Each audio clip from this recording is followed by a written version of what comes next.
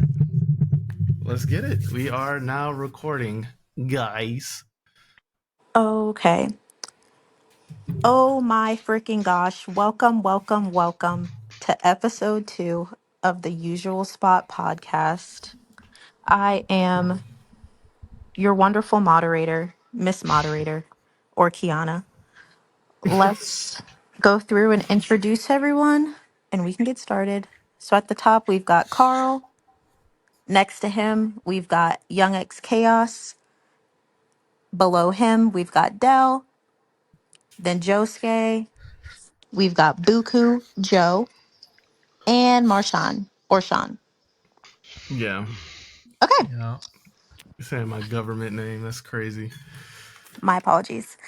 Okay, let's get started.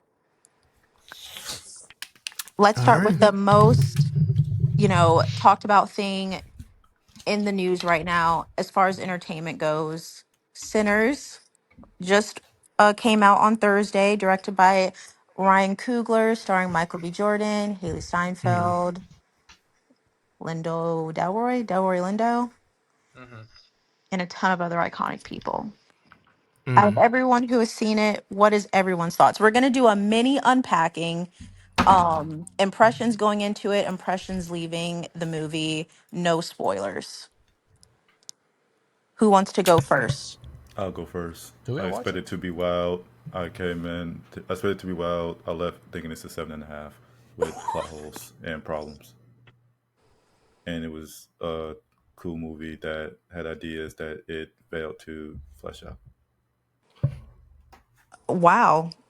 Interesting. That's interesting. Okay, That's do you want really to interesting. expound on that a little bit? That's No. I Well, I didn't want to mean, do it because of Yeah, spoilers. So as I I said, called this. I called this. I mean, Wait. honestly, I think whatever when we actually do get into the spoiler talk, because I think the only two people who haven't seen it is Buku and Tevin, right? Y'all Yeah. only two that hasn't seen the movie. So when we do get into the spoiler talk, I actually think that Josuke's opinions could potentially be valid. Um, and I could see someone walking out of the theater and rating the movie a 7.5 out of 10. Do I rate it that? Absolutely fucking not. I think the movie's a strong 9. I do think that there is some things that were a bit weird towards the end.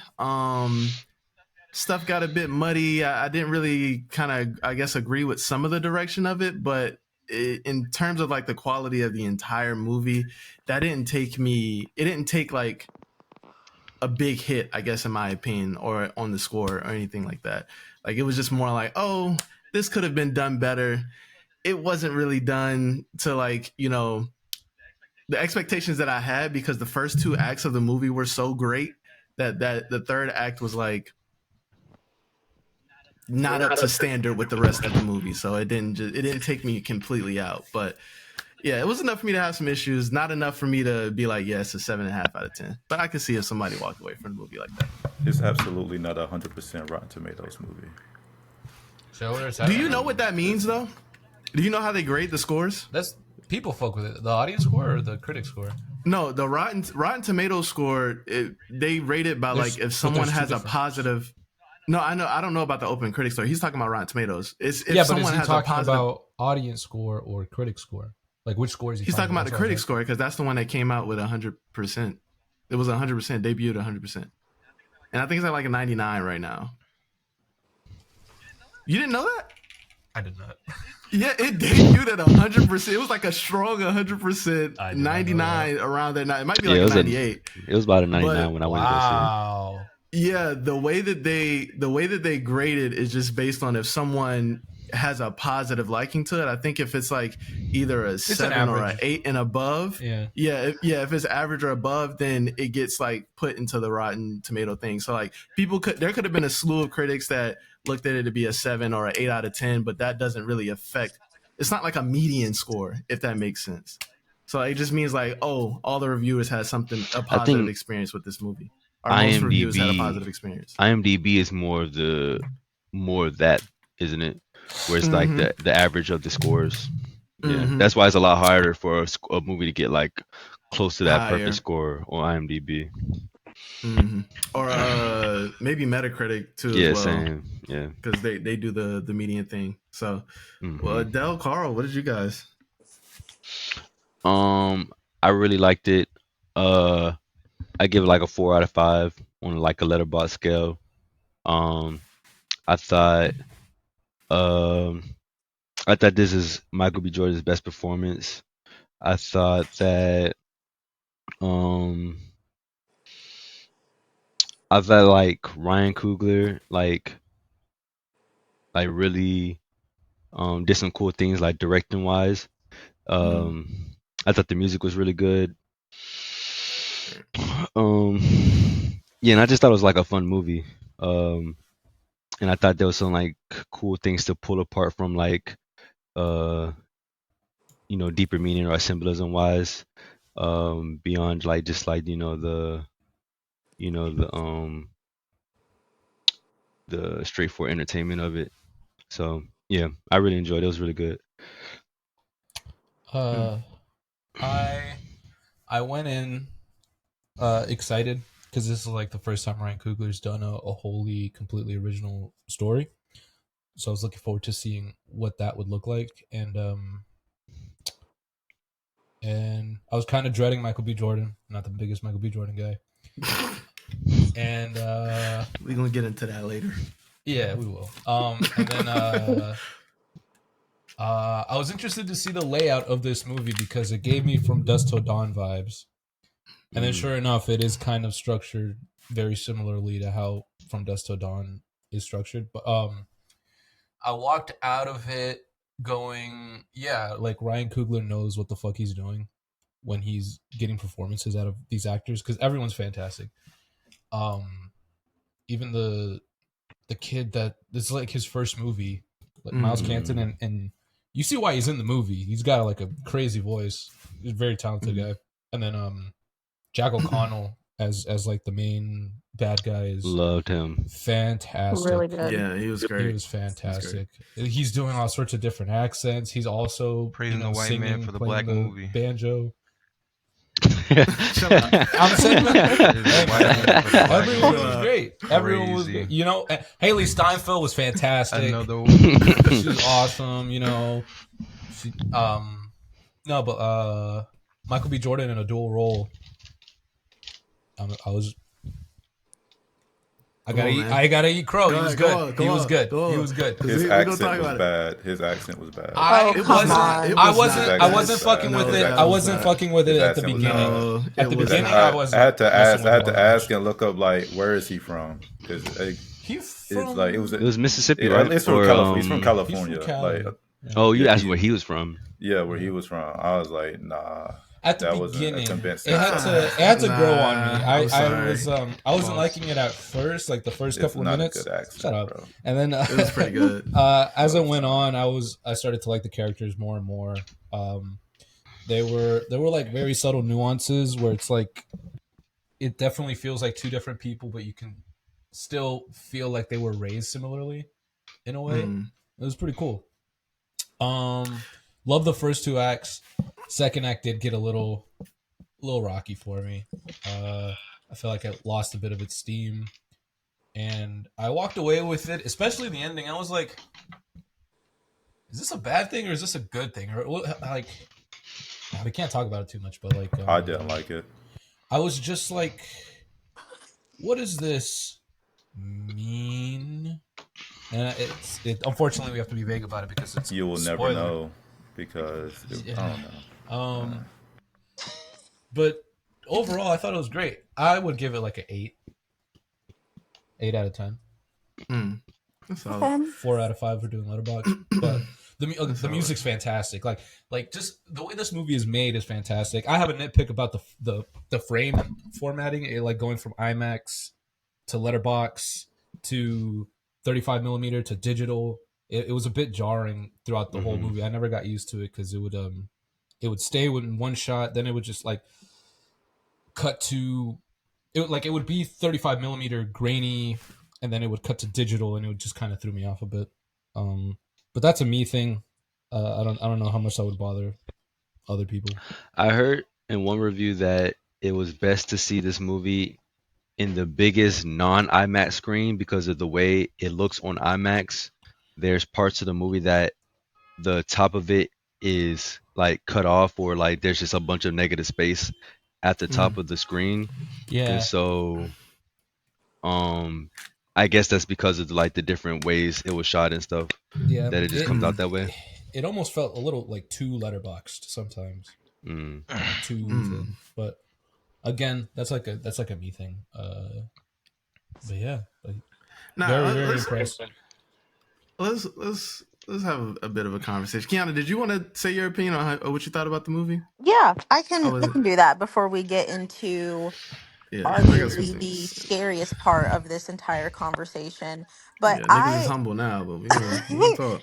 I gave Sinners a 9.5. I did have some issues with it in the third act. Like maybe like the last 35 minutes of the movie. I had some small critiques, but I said this to Marshawn when we talked about it a little bit, but I'm really on this thing right now where I'm just loving these kind of stories from either from black directors or starring black actors, just things that we just haven't seen before.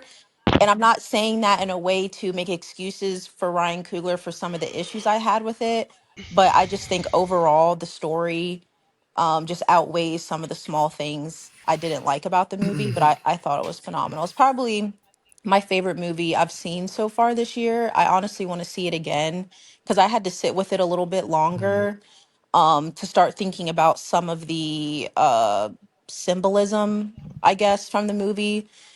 There was a lot there, a lot of race relations. But yeah, I really liked it. But yeah, let's talk about what Marshawn wants to talk about. Marshawn man. has been, for context, Marshawn has been an OG ride or die Michael B. And we Jordan. don't care. Come on, nah, Like, let her go, bro. let her go with it. You know what I'm saying? Hype me up real quick. Hype me up, because Michael B. Jordan fan. I'm taking ass. Taking What? ass. I'm taking ass and names. I'm gonna fuck y'all niggas, bro. Let's go. Come on, Kiana. Nah, that's crazy. Hype me up. No, we get it. Come on, let's moderate. Hype me up. Hype me up. No, I need this. Scared, dude. I need this. You should be scared. You should Michael be B. scared. Jordan Y'all niggas fan. talking crazy. Y'all niggas talking crazy Move my about butthole my so goat. I can ride Michael B. Jordan to the trains. Y'all was talking crazy about my goat, bro. But now niggas is humble. Kiana asking their opinion. Oh my God, these niggas in here talking like they reluctant to even give credit to Michael B. Jordan. Like, you know, give credit to, oh my God, I guess I gotta eat crow He's now. actually salivating. Oh my God, he got it. Literally salivating. Come on, bro. Nick, Kiana, for a long time, I don't even know how many years it's been, but it's been a couple of years. I've had to sit here and deal with the niggas in this chat say that Michael B. Jordan is corny. He's not that great of an actor. Blah, blah, blah, blah, blah, blah, blah, blah, blah. And that man put on his best acting performance here, which I knew he would do. I was hyped about this movie when it got announced last year. I knew this was in the fucking bag. God. And niggas had their reservations because he had to do a fucking twin role, and they're looking like, oh my God, like, how is he gonna do that? I'm not trying to hear none of that. So what I want to hear is niggas give him the respect that he deserves, bro. I want to hear niggas give him the respect he deserves, because he deserves it. Let's open up the floor real quick. I want to point out that this is the first time Sean has came at all of us with this type of energy over Michael B. Jordan. Because you know why? And you know why?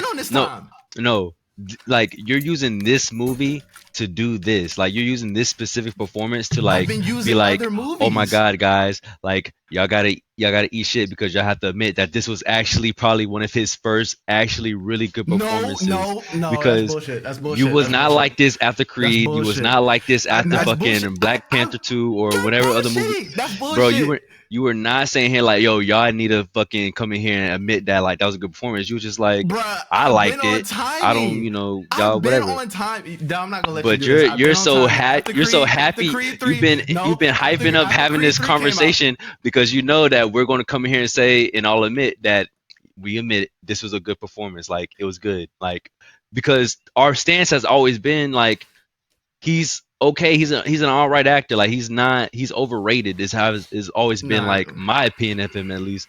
Like I never like hated him for no reason. I always felt like he was just mid, and I felt like he Yeah. was You know, fucking like his caliber of like fame did not like meet his level of talent, especially compared to some of his like his colleagues. And so That's a great way to when put he it. when he actually puts in a good performance, 1000%, I will give him all the credit in the world. This was a good performance. He played two different characters. I felt like they were two different people. Like I thought the accent was good. I bought into a lot of dramatic moments. I thought some of them didn't land for me, but I thought for the most part, like this worked. This was a good performance from his, and I had no problem saying that. Any other time, I felt like it was just It okay. was cool. yeah, Sean's not Yeah, saying this about fucking Without Remorse. see, I haven't seen that exactly. movie. To I be like fair, I Yeah, that haven't seen that movie. hold movie. on, so I haven't seen. I Hold like on, hold Without on. Remorse. I like Without Remorse. Everybody, I thought that's the Tom everybody that Clancy will one, right? eventually I thought see that the one was pod cool. or this Him and clip Lauren London. automatically knows what Josuke is for kind of shitting on sinners and being like, I like Without Remorse. We know what you are. We know what you are. Everybody gonna be like, yeah, nigga, we know what you is. Clock that nigga We easy, know what bro. you Clock that is. nigga easy. But nah, okay. I like I this don't, movie. I just ain't think it was a 10 out of 10 or 9 out of 10 movie. and I think there's something to that about Josuke. Like if somebody's coming out of the theater because people are going crazy online about this film. Yeah, Yeah, they They are. are sucking this film's meat. And I ain't gonna lie to you, I think it's great. I think it's amazing for Ryan Coogler. I'm just not on that type of timing where I'm just gonna be like praising this movie. Like I saw somebody say something along the lines of, I haven't felt this way in theaters before. Like a blockbuster movie hasn't made me feel like this, not Oppenheimer or Dune or something, like the level of quality. Like they were trying to compare it to that, right? And like I'm not really going to sit here and defend Oppenheimer, but if we're talking about Dune 2, bro, chill out. Like let's we don't have to compare two movies like this. We don't have to do this, bro.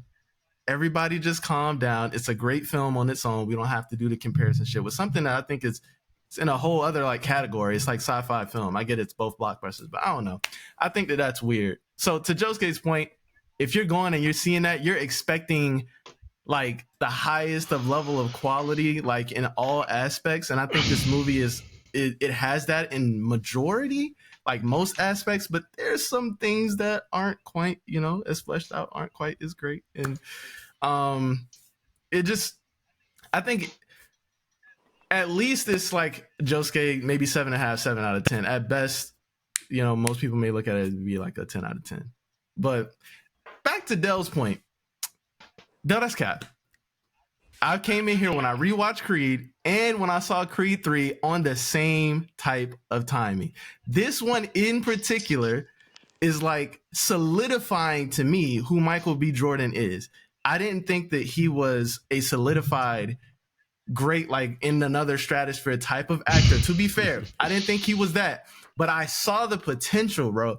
And niggas wanted to act like he was just corny man, average man, all the other shit. He has had amazing performances in Fruitvale Station. He was great in Chronicle. He was great in Creed 1. Yes, he was great in Chronicle. I wouldn't say he was I'm doubling great down on in it. Yes, he was. Chronicle. He was great good. in Chronicle. Yes, he was. good. Don't do that. I like Chronicle a lot. Right. You know I like Anyways, Chronicle a lot. Anyways, He was not great in Chronicle. Yes, he Like, was. not being Also, funny, not y'all being- only He's wanna say barely because I in- hate No, that no, nigga. no. He's not No, even hold on, in it that much. Hold on, hold on, hold on. He's not- time you watch Chronicle? I just want to say, like, it's not that. Maybe like 2 It's years not ago. that I like. It's. I don't think like. I feel like when we say he's not great, you take it as us like.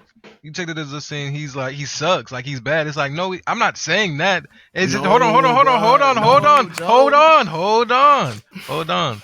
We're like okay, so like I'm gonna use Chronicle for example, like because I'll give you like Fruitvale Station, like that's an amazing performance. 100%. I'm not gonna argue that one, but Chronicle specifically, like the other two characters and like I don't even know.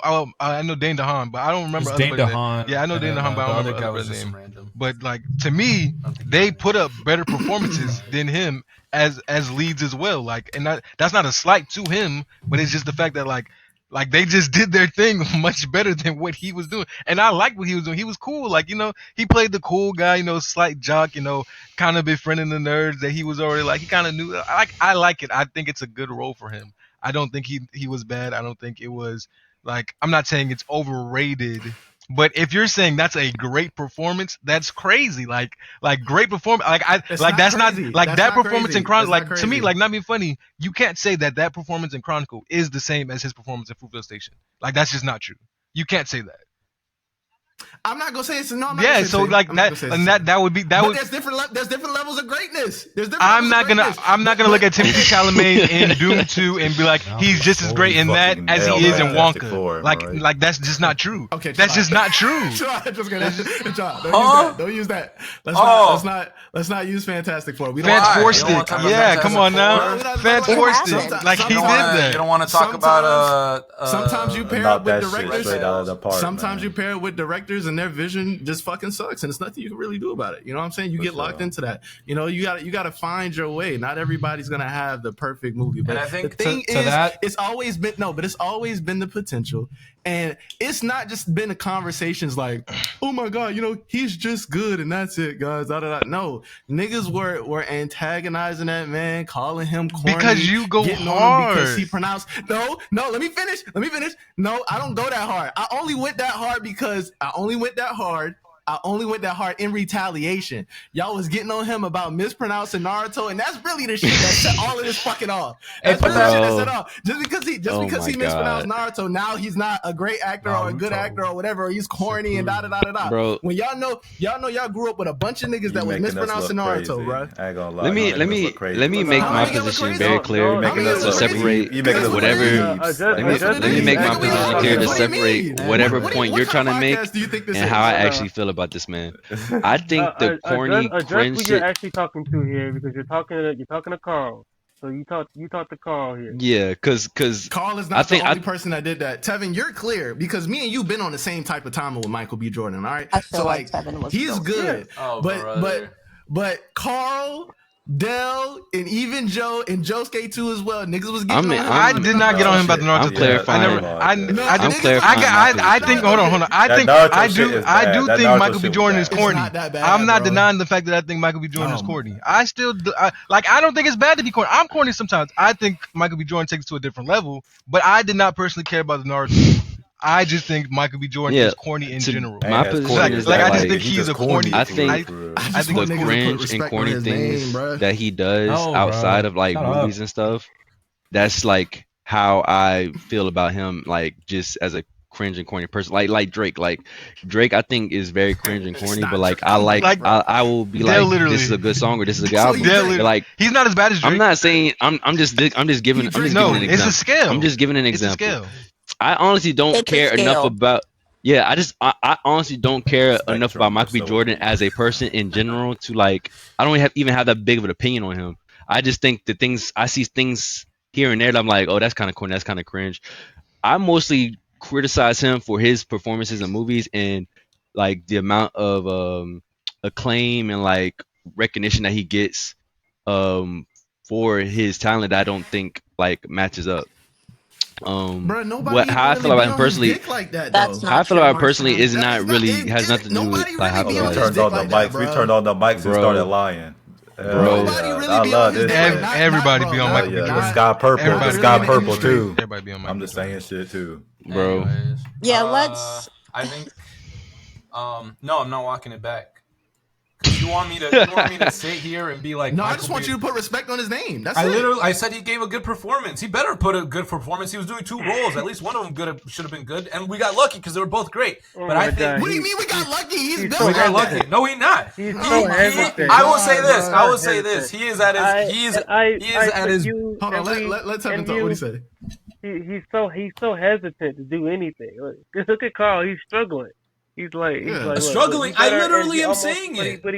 But what if I? And he could have. You didn't even watch this fucking movie. Why are you talking? No, don't do him like that. Don't do him like that. Yeah. He I can't even say what I was gonna say. He's pointing out. He's I just- pointing out the bullshit, bro. It's Y'all the just see you hesitant hesitating nature. over He's not there. the one to That's it. point it out. He didn't even watch the movie. Okay, let's. I hear you, Hold on. but Wait, as I got one I more thing to say didn't- too. Oh, go ahead. Go ahead. All right. I'll say that Michael B. Jordan is at his best when he's working with Ryan Coogler. Outside of that, it's 7 out of 10 performances most That of the is time. a fact. That's It- actual and fact. if we're and sometimes it's a 4 out of 10 performance. Hey, I think hey, he is at four his for best real. when he is with Ryan Coogler. 4 for real. Yeah. Real 4. Um, Real 4. yeah. Real 4. Speaking of four, let's Bum, also, bum, in bum. closing, talk about how Michael B. Jordan did an adaptation for one of the most critically acclaimed books of all time, Fahrenheit 459, and that went Oh, that shit absolutely nowhere. sucked. 451. Yeah, 451, 451 whatever. You ain't Fahrenheit. read Very, shit. very You ain't read No, I shit. did That's not. how I know you ain't read I shit. didn't. I did not read it. You was not in school reading a fucking thing. No. We were Nah, neighboring counties. You didn't read it either, brother. Let's Come on, hold up. Oh, I you're don't know what the right. fuck ever had me even that. I read Fahrenheit. What's that shit? Fahrenheit 451. And Fahrenheit 51. Yeah, Fahrenheit. I'm hey, it's I'm better I'm Fahrenheit 459. Fuck that shit. 459 I'm just November illiterate. Your ass is. Same okay. thing. All right. Let's move on. Last topic here You don't want to on talk about a journal entertainment for Jordan? related things. You said what? You don't want to talk about a journal for Jordan? Oh, see, I don't even know what that is. Is that Yeah. that's with him and Yeah, that movie sucked too. No, it didn't. Are you That's talking about really- when he's a lawyer? No, that's Just Mercy. Just Mercy. You're right. That You're boy- right. I didn't Wasn't see he it. That boy like- is a I know fake what you're talking fan. about. I was about to say- You're a Jordan, fake man. fan. You don't know Stop what I'm it. talking about, man. Stop I was acting like saying- you I know was this saying, man no, discography no, for real. no, You no, not no, like no. that. Wasn't he like a 260-pound lawyer? Like, wasn't he like fucking ripped in that movie with Jamie No, he Foxx? wasn't. He actually wasn't. He wasn't? No, he was not just like, you know, Okay. it wasn't that crazy. Man, y'all. Anyways, I just want to say in closing for this, Yes, it's a please lot of close us out. it's a lot of women out there too that's trying to double back and try to act like oh, Michael B. Jordan has always been that. When I vividly remember, along with the niggas in this chat, there was a fucking trend of calling him corny, saying, "Oh, like it's more like the male gaze. He doesn't really do anything for me." Blah blah blah blah blah blah blah blah blah blah blah. And now they trying to backtrack and do all of this other shit, bruh. And it's like this shit is What do you funny, mean, man. It's just gaze? funny to see this. It's funny to see this. I man. hope he fucks It's funny you. to see this. I It's funny hope to see he this. fucks you, bro. I'm rooting for you. I hope. I just want niggas to be honest, bro. Niggas just want to follow trends and I'm shit. Ryan. And get mad at him. Okay. So what do you want me? What do you want me to do? You want me to follow? Whatever, beat bro. So now this you want me to into the follow ground. the new trend and be like Michael B. Jordan's been fantastic forever? No, Nah, that's not the new trend. that's what you want. Niggas- Oh my god. So what are you talking about? Man, Let's move on. Let's move on. Let's Can move we on. please move on? Emotion. Let's move on. Because this would be honestly a great conversation if we could dig into the spoilers of it all. But please, let's move on. Okay, what we can spoiler alert for anybody listening is The Last of Us episode 1, season 2 came out last Sunday. What was everyone's thoughts? I'm gonna start with Dell. I thought it was amazing. I thought it was perfect.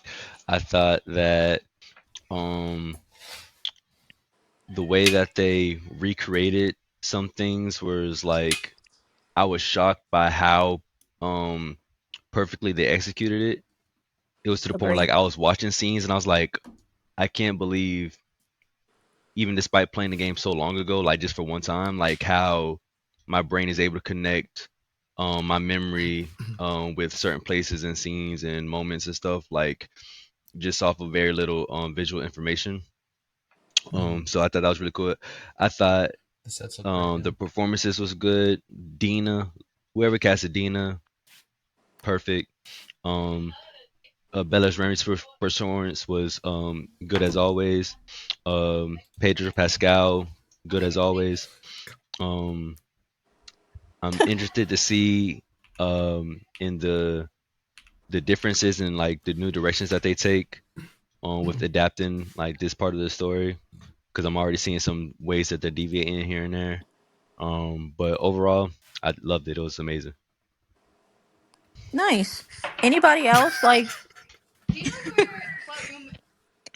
Well, Anybody else want to join in on that? I also thought it was great. Yeah, like I don't really have much to say other than like I don't know, like the people that was complaining last, like before it even dropped, they still gonna complain, and every time I watch an episode, it's like you're dumb. I don't know, like that's literally the only conclusion I can come to. It's I don't as y'all know, I'm not even the biggest Last of Us fan. I think it's cool. The first game is really really good. I don't really care that much for the second game, but I do think the story is well written, and I think it I don't want to say it. I'm gonna say it. It better suits as what it is as a series, and I feel like the performances, as Dale was saying, like it's just top notch, honestly. So from that aspect, I don't really have any faults in it. Like it's really good. Of course, like we're just really getting into it. Uh, and yeah, like everything is just like it's a really good, like how we were talking about video game adaptations and things. Like it's a really good video game adaptation, like through and through. I don't really have no faults in it. The things that they add or the things that they might not like dwell upon, I think it's really good for the series. So yeah, that first episode, especially What about Pedro. you, Tevin? Pedro, yeah, he was tough. Well, man, I think it's a great show. I think it's amazing. First episode was I'm good. so good. Pedro embodies Joel so much, man. He's just Joel, bro. And Gail was a surprise for me. I really enjoyed Gail's performance. I really enjoyed Dina's performance. Um, yeah. What about That Ellie? was such a PC What answer. about Ellie? I'm about to say, yeah. I said, what about Ellie? Come on, What about Ellie? You skipped somebody, dude. A PC ass answer. Well, what do you want me to say, man? Like, Ellie's cool. Say your truth. Ellie's cool. I don't believe Bella Ramsey as an adult Ellie. Sorry, I don't. I don't. I can't. She's She's 19. just to me, even the way she's acting in the episode, it just feels like she's a kid. Like she's just like I just can't get like they put tattoos on her, but she looks the same. Like I don't know. Like I just don't believe her as adult Ellie. I don't believe her as a functioning adult. Like I don't know. It just doesn't work for me. Even if she's acting well and like the scenes are hitting, but like they're hitting because of all the stuff that's going on, like the scenery, the other actors she's playing off of. Like she's just cool. Like I'm not angry. It's not making me feel like, oh, why are they doing this? It's just more like a yeah. She's not adult Ellie for me. Oh god. I respect. I do want to say, like, to Tevin's I- point, I like, even though I do think that she is still doing a good job, I can like understand the innocence aspect of her, like as far as like in terms of comparing her to like a adult Ellie in the game, she does have like a more like a innocent demeanor, like a more like I won't say childlike, but it's just like not fully as grown up as how Ellie felt in the second game. So like from that aspect, I can see that just given the first episode. Because even right out the gate, Ellie was, she was pretty like she seemed like even though she was still like pretty reckless and a hothead, she just seemed like I don't want to use the word, but the only word I can think of is aura. Just aura wise, she was just more like I guess assertive or dominant. I don't know, more sure of herself in a way. I don't like that's the only way I can really explain it.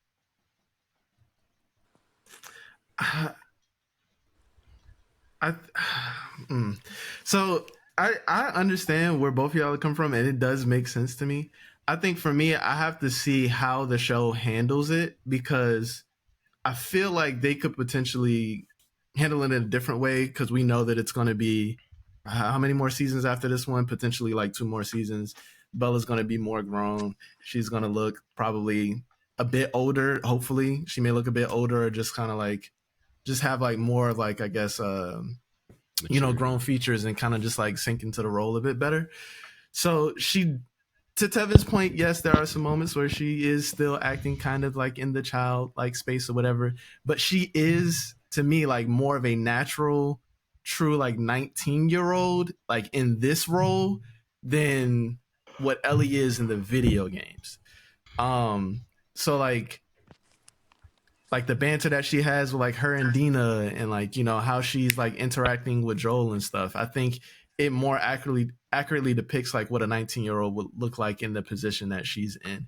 And I think that is probably the slight difference with Ellie, but I think the essence of the character is still there through and through. So I guess Tevin has a point, but like I'm still looking at you like I'm saying you might be hating just a bit, but it's a bit valid. Hating It's a on bit what? valid. I'm We telling ain't gotta talk about it.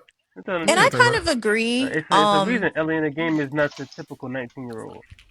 Sorry, That also is sorry, kind of Miss true. No, Moderator. you're good. It's kind of true. And I was thinking because they did have to, I would say it's definitely like a really close 1-to-1 of the aspects I've seen from the second The Last of Us game. But maybe they changed that a little bit for the TV version because of what we know is coming. So maybe we're not going to see like that huge maturity shift until the big, moments happens. So I it. did think about that because I did kind of pick up on some of the childlikeness as well. But I want to ask y'all this though, in lieu of like them making like changes with the show, because I do think that they're probably it's gonna be a different tone for certain like things because of the way that she looks. This is gonna get more into spoiler territory.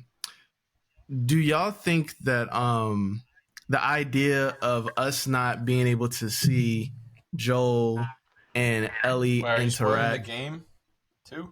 No, this is just the show. Okay. But it Well, I sounded mean, like you were. it's spoilers for The Last of Us 2, just in general. Because The like first okay, episode of the show, I think you got to be clear on this. The first episode of the show, or the whole story of the whole story of The Last of Us 2 is probably going to be spoilers for the whole story of The Last of Us 2. If you've seen the show and you haven't played the games, then this is a spoiler in general, right? So like in the episode that we see Ellie's walking up from the party like towards the end of it, and I think Joel's out there playing the guitar. And in the game, there's a scene where they have a conversation, but we don't see that conversation until the end of the game, correct? Like yeah, that moment okay. in the show's doing something interesting, and I'm wondering how that's going to pay off later. But it is telling some stuff more chronologically, where in the game it would these flashbacks would kind of be sprinkled throughout. And that scene where she's walking back from the little, what was it, the New Year's party after Joel punches the guy or whatever. In the game, she does have a conversation with him where she's like, I will try to start the process of forgiving you. And we don't get that in the show.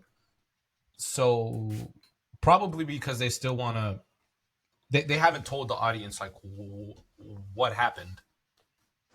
Right? We haven't seen that moment where she pieces it all together that he was lying about the end of the first game. Yeah. So it wouldn't make sense. And I guess maybe they wouldn't want to do it there. Yeah. Do you think that they vamp that moment, or is that moment just going to be like, do they take that moment out, or do they make it a different moment at another point in time? I don't know when chronologically that would happen, because the next thing is, Joel, the thing. So like, yeah. Either way it goes, it's still going to be heartbreaking. I think if they just never have that conversation, it's definitely a lot more heartbreaking. But it might make for like a bit more of a point in Ellie's character, or just do something different, because they do like switching it up. I think one change I don't care for, or I kind of wish, I don't know why they did it.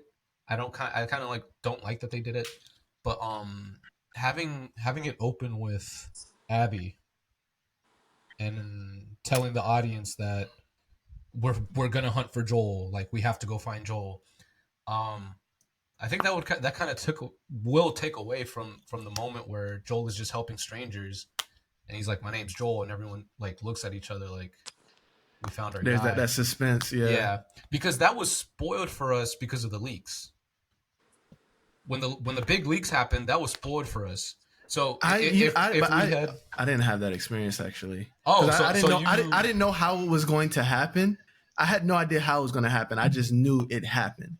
So like, but I think the idea that this character shows up and you don't know anything about her, and it happens to be someone from Joel's past, we never got to experience that because we knew it was Abby, and we knew what Abby was gonna do. So even if you were still shocked by the moment of it all, you were still like, oh, I know this character. So I thought they would have wanted to maybe preserve that for people that never played the games. For like the TV onlys. Yeah. That's interesting that you brought that up, because I didn't even think about it in that way. But Carl saying they made a mistake. It's just something. It's just something I don't care for. I'm eating it up. Yum yum yum. Pause. That's crazy. That's crazy.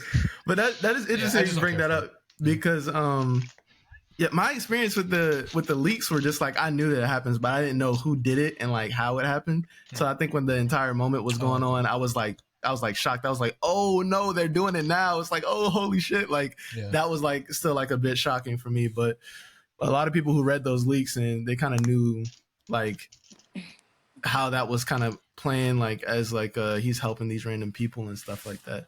But if they don't have that conversation, if they take that conversation out, I can imagine that they do, because it feels like it's a possibility, only because she walks like straight to her room, and in the game they actually have the conversation when she walks up to him. Maybe they switch it around. Maybe he goes in the room. Maybe she comes back out there and talks to him. Maybe they do something with that. But I can't imagine them not having that conversation. If they don't, I think it would hurt me more based on what happens like later on. But I won't think it's like bad writing, depending on how they do it. I won't like immediately be like, oh, that's just bad writing, or oh, this thing. Because if they do something else with it and they kind of make it cooler or make it in a different way, I'm like, okay. I think it would. I'm open to it. It would be neat if they.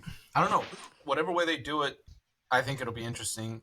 I could definitely see a world where they don't have that conversation. Joel dies, and then at the end of the game, at the end of whatever, when she's trying to play the guitar again with her missing fingers, she thinks about that moment, and then it like replays where she does go have the conversation, as if imagining what she would have wanted to say to him if she knew it was the last time she was going to see him. I could see them doing something like that, or I don't know. Yeah. Question: in the game, when we first see Abby and her people, aren't they alluding to looking for someone? We just don't know that is Joel. That's right. So I think conversation outside, right outside. I think the show isn't that far off from the game, because I don't think they say in the show that we're going to kill Joe. They're just saying when we find him, we're going to kill him slowly. What? And so yeah. And so technically they did not preserve it, but they did in a way. Huh? No, we already established we're talking spoilers. Oh, okay, cool. Yeah. I did forget about that part. They did at least like mirror what we knew in the game up until this point. What is Tevin confused on? Well, you're confusing me, because it sounds like you're saying that they didn't. It sounds like you're saying that Abby was saying that she wasn't going to kill Joe. Is that what you're saying? No. That they were looking for somebody. Right. When you play the game, you get control of Abby. Yeah. And there's scenes with her and her group talking about looking for someone. Like either from Jackson, or like we just knew that like there's these new characters, and this Abby character, they're all out here because they're looking for someone. Like they've been like, yo, we've been looking for this guy for weeks. We don't know if we're going to find him, but we don't know that guy is Joel. Yeah. And in the show, well, we do know that. They just in the game we don't. Like when you like start off the game, do they mention that they're looking for Joel? In the show. No, yeah. No, in the show, In the show. Yeah. In the show, she says they're looking for Joel. Yeah, like, what's the first thing we see? Yeah, she says, I'm looking for. They said his name's either Joel or his name's. They said some other name. And Abby gives a little description of him, his height, his size, his face, his age. Oh, so I guess the change is that at the end of the scene, she goes slowly. We're gonna kill him slowly. When we kill him, I want it to be slow. So I guess in this adaptation, they let you know that Joel is who they're looking for, and that they intend to kill him. Yeah. In the game, they left it a little bit more ambiguous, but like Louis said, like we didn't have that opportunity to know, like experience it that way because of the leaks and stuff. Yeah, I didn't get my mom's review because she's been busy, but I want to hear that because that's the only person that I know that's like watching it. That Is hasn't she? played Is the she game. like okay? So she's not attached to the games at all. This is just like a TV No. show for her. Yeah. That's cool. No, she doesn't know anything about anything. Whole time she got a gotta secret update us. You gotta update us PlayStation where week to she week. plays all the Last of Us games and doesn't tell Luis. Fuck, no, dude, she can't even play phones on her. She can't even play games on her phone. Like she's just so. Oh wow. She's like technology illiterate, but yeah, I gotta get her takes. I wasn't able to because we've been busy moving and stuff, so I don't even know if she's watched it. But yeah, I'll update y'all. Okay. Because now she knows that they're looking for Joel, and I was hoping that the moment would be, a much surprise. more shocking. Yeah, just like finding out in the moment that they're looking for him and then killing him. So I wonder if they thought to themselves because of how big that leak was and how big gaming like was just at that point in time. Like everybody already knows that this is gonna happen. Like that's probably how they made it. Like had their own thought process. Like most people are gonna know this is gonna happen. If they don't know, they're probably gonna get it spoiled for them. So let's not even like try to fuck around with it. Let's just go full throttle. Let's just show you Abby saying we're looking for this guy here. Like I think maybe that was their thought process. I think this is funny because this is gonna be like a lot of people that don't watch anime are going to now get the experience of having to deal with like the equivalent of manga readers. Oh yeah, like just those annoying people of like, oh boy, guys, oh boy, you like Joel? Oh boy,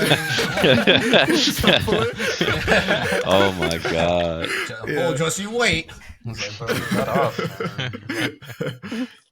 This is like this is gonna be regular people's like Gojo. Moment. Oh shit! Spoiler. Everybody knows. Everybody knows. Wah wah wah wah. Yeah, I'm gonna need a panel. I'm gonna need a panel of Joel saying, "Nah, I'd win." That'd be hilarious. Nah, getting caught out on the spoilers and going even crazier with it is insane. That'd be in the thumbnail would be amazing. Like the thumbnail for the show. Nah, I'd win. Nah, I'd win. Wait, Joel on a golf course. He's like, nah, that's crazy as fuck. Okay. Oh man. Seems like we're all just kind of it was a good episode. That one more thing scene was fantastic. Yeah, sorry. Yes, I was gonna bring that up too. That was the best scene in the show. Oh, amazing. In that episode, and I think it's like it's setting up a lot for the season. It's like the most important scene in that episode because it's setting up thematically the whole season of just like hatred and just pure vitriol towards a person for their actions. They've honestly done an amazing job with the creative liberties that they've taken, even from the first season till now, and they've just kind of been continuing that track with this first episode. I am very curious to see what this second episode is going to look like tonight, because I don't know. I don't know if it's a moment like, should I prepare to cry? Should I not prepare to cry? Like I don't know. Like you don't think it's this? You think it'll be a third episode? I think this episode just like completely throwing shit at the wall. I think it's gonna be like a super Abby focused episode, and like and we're not gonna have really much of anything to do with those two. And maybe Luis, maybe you're about to say what I'm saying on like the possibility of an end for that episode. Potentially, is that where you're going? That like the end of that? It might be that it happens at the end. Yeah, like we're getting so that's what I like so much like we're just getting to know who Abby is. I think they showed.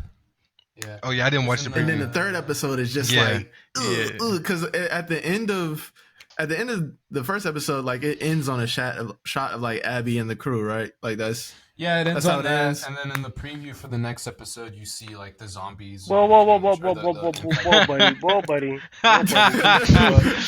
Hold down. Calm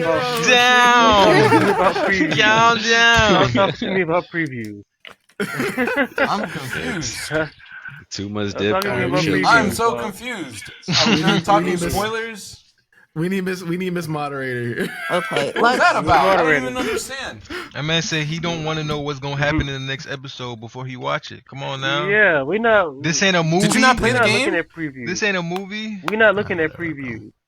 Yeah, but it sounds like the show is treating things a little differently. So like, Mhm. I would like to be surprised by what the show's doing. Well, You know, I'm the not fact looking that at Didn't you it. watch? It's just Didn't like you? in the Didn't you game. play? He's the dickhead. Didn't you play the? No, you're Didn't the you play the dickhead. DMC games? Why'd you watch the anime? Huh?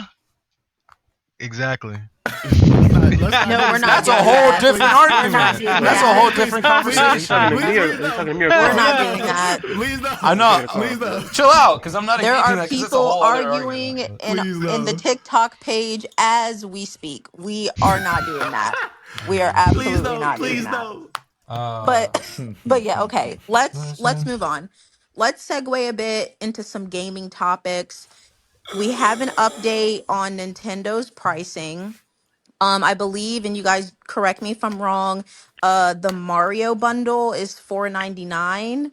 Yeah. The console on That's its correct. own is $4.49. And then they Mhm. released like Donkey Kong and some other games that were varying from like 79 to $80. Mm. What do you guys think about that? Is that what you were expecting? Oh, and they also announced pre-orders coming in the next week, right? I think so. Yeah.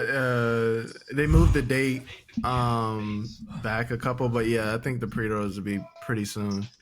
Um, Were I you That's guys, think. is that what you guys were expecting? Is it what? yeah. This isn't news. The news is just that it's confirmed now because it Yeah, was up I in was the about to say air. because the Well, pricing, the I think pricing was the same, but there's. Hmm? Oh, Yeah, I think go the ahead, news is Tevin. just the new prices, right? Because Yeah. the Switch itself was already confirmed and the bundle was confirmed, but we didn't know about the pricing for the stuff Yes, like we the did. controllers, The Oh, the Joy accessories. Cons camera, are Okay, yeah, the stuff like that. accessories. $100. That's crazy. Yeah. Insane. Joy Cons are $100. The Pro 2 That's it, controller. bro. That's The Pro 2 insane. controller Switch is two- $85. Bro, the Switch That's 2 like case insane. is like $80. That is like just for the case. I haven't. insane. I have It's not. nuts. Yeah. Does it have some? Does it have? Does the Pro Control have like what the DualShock 5 has, like haptics and shit? Come on, dude. It's I'll Nintendo. be honest with Does you, it have I don't know. something I to doubt it. justify it? I That's what I'm highly asking doubt it. here. I highly Because fucking doubt it. I think the that's PS5 No. controllers We're are talking about- $70. we're talking This is about- Nintendo. What's the This is perspective? Nintendo. No, they don't. No. Yeah, literally. That shit is some bolts put together, bro, with a joystick. Come on. Yeah, the Luis, best you the could fucking do is Joy-Con? roll the Joy-Cons across Listen, your legs. if you're and by a allow- Target right now, go in there and grab the nearest Pro controller. That shit is yours. Put your hand in the cash register for no Put your hand in the register. That money is your money. That money is your money. Listen, That's Joy-Con your is controller. Joy-Con. But Luis, they're selling the fucking Joy-Con strap for $14, bro. That's 14 nasty. fucking Oh dollars. my Biblical God. greed. The thing brother. is, the And thing that is, camera, they're that camera that you was talking about Gluttonous. last week, that 150. camera you was talking about, no, it's $55. Which I somebody think is share insane garbage? because the Can shit somebody doesn't even share fucking that? work. Bruh, Share You the can get a prices? better. Do we the, have the Yeah, I the can reason share it, why I can I'm share it, I can stressing share it. Joy-Cons being $100 is because not only are they $100, Memphis they is. changed it to magnetic Joy-Cons. That's going to die on you within like a year. You're going to have Magnets to get die? yes, like they don't keep the Do same. magnets wear? Yes, they literally they wear over time. Like not being funny, but like just think of the Kenshin magnets that probably used to be on your refrigerator when you was growing up. You know how many of those just used to randomly fall just because, Good like point. literally the I would assume, but you gotta assume that the tech is better though, right? You no have to assume the tech is no Charging grip. No. What the fuck is a charging grip? Listen, kids. When the Switch 2 Oh, comes out, okay. use your parents' credit card Yeah. as a mouse cursor. I as was a actually pad. just about to ask you guys because I know a couple of you guys mentioned that you had plans on getting the I Switch need to with see. all Who of said that? these. I know Dell Joe. said for Joe said sure. it. I said I would get it. Josuke said it. I know Joe said he might. yeah, it's a possibility But later. with some of these accessories, like I'm not a huge gamer. Are these accessories needs or wants? And are y'all putting this on the credit card and worrying about it Well, later? come on, what Pokemon said? If you broke, just say that. Come on, I'm buying this shit. I'm buying I it. think that, but I Come also on. what's also Come on. fucking nuts is the price that they're doing for that micro SD card. I just had to look it up to compare it to other ones in the market, bro. That's You about can get the a right 256 gigabyte like SD, not like micro market SD price. card for Yeah, like like it's $20. not. You can get it for like maybe $39.99. That's like if you're going SanDisk, right, which is the most expensive. $20 one. But if you're getting a regular one, it's like 17. No, Bro, isn't this because it has a certain they speed? You can rob that shit out of Best Buy No. probably easy. We're It not is the gonna cheap- go because the cheaper they ones have a have- certain speed. It is because they yeah. have a certain speed. But like I mean, even with the what's the ones that prices? are high speed, it's $39.99. Okay then. All right. It's $39.99. That shit is bro. No, Well, that So shit what's don't have that? Damn, Nintendo chill on me. it, motherfucker. My bad, OG. That's why it's worth $20 more. That's Nintendo stamp. I on don't. that bitch. To answer your question, Kiana, are they I doing don't. priority? Can you use anything else It's besides not. the It's, Nintendo? it's not going to be proprietary. If it's proprietary, I think it No, would be. you Not can't, being like- funny. Ubisoft. Nintendo's You weird need- like it has that. to be I feel like like, I That's feel some yeah. I Nintendo feel like shit. I feel like they will make it so that way. Like you can't just put in a the random Switch one was micro SD. It wasn't. No, you can use any micro Yeah, but SD in your Switch. Yeah, I think that's different. Well, we I'm watched not the going to direct, rule right? it out. They I just said feel it like was Bro, with what is the wheel set? What did What's Tevin the say? list at?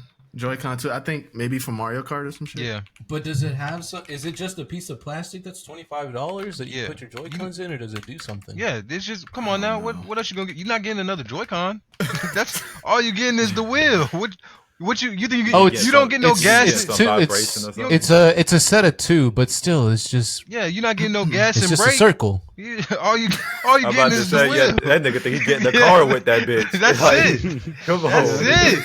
Come on. This not like the old That Xbox shit gonna days have where you no get the vibration in it, full nothing. setup just for like $40. Nah. prices You are get a nuts. wheel. Yeah. You get a wheel. You gotta hold it yourself. I think I've seen it. Wait, these are I think I've seen for it two. on they did a Mario Kart stream, and I think they were showing it, and it literally is just like you put two Joy-Cons on top of a steering wheel, and it's like this small, and people are doing this with it on the video. Yeah, it's time. That's another thing. Hold on. It's, I gotta it's go to like- the it's like the actual Wii. Y'all don't it's remember small. that? It's like smaller the than the Wii Wii U. one. It's small because you know the Joy-Cons are super small. $25 for that. It's is smaller nuts. than the Bro, Wii one. $25 for that. Because the Wii one was at least a little bit bigger That with is the whole just- controller. The Joy-Cons are just small, so the wheel is smaller too. No, bro. Man, y'all niggas just broke, bruh. This shit ain't for y'all. What I'm Nintendo said, this shit ain't for y'all niggas. If you broke, stick Oh, with yeah, your Bowser. little old shit. Stick with your old shit. He's like, hey man, Okay, if you ain't that's got fine. it, buy a Yeah, Switch. don't buy this shit. But yeah, just Luis, I know you're like a game historian, If you're right? broke, So boy, like I know you probably That's are crazy aware dick of suck. the That's some he dick is suck. bro. Okay, I'm gonna give credit where credit's due. Anyways, Come on. I know are you aware of the Paul Rudd like Nintendo commercial that came out recently? Yeah. What did you think about that? Do you feel like they did that as a move to kind of get guys like back into it because they're fucking up, or maybe it was already like planned? Like, what do you think about that like commercial in general?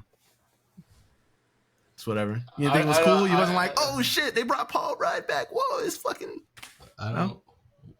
When was who the Historian, by the way. who cares? Who cares about what Ja Rule thinks at a time like this? Like, who gives a fuck, man? Like, when have I ever looked at Paul Rudd to be a gamer? I know that he knows like football players by heart. That's the only thing. If he has a football thing, I would care, but I didn't care about this ad.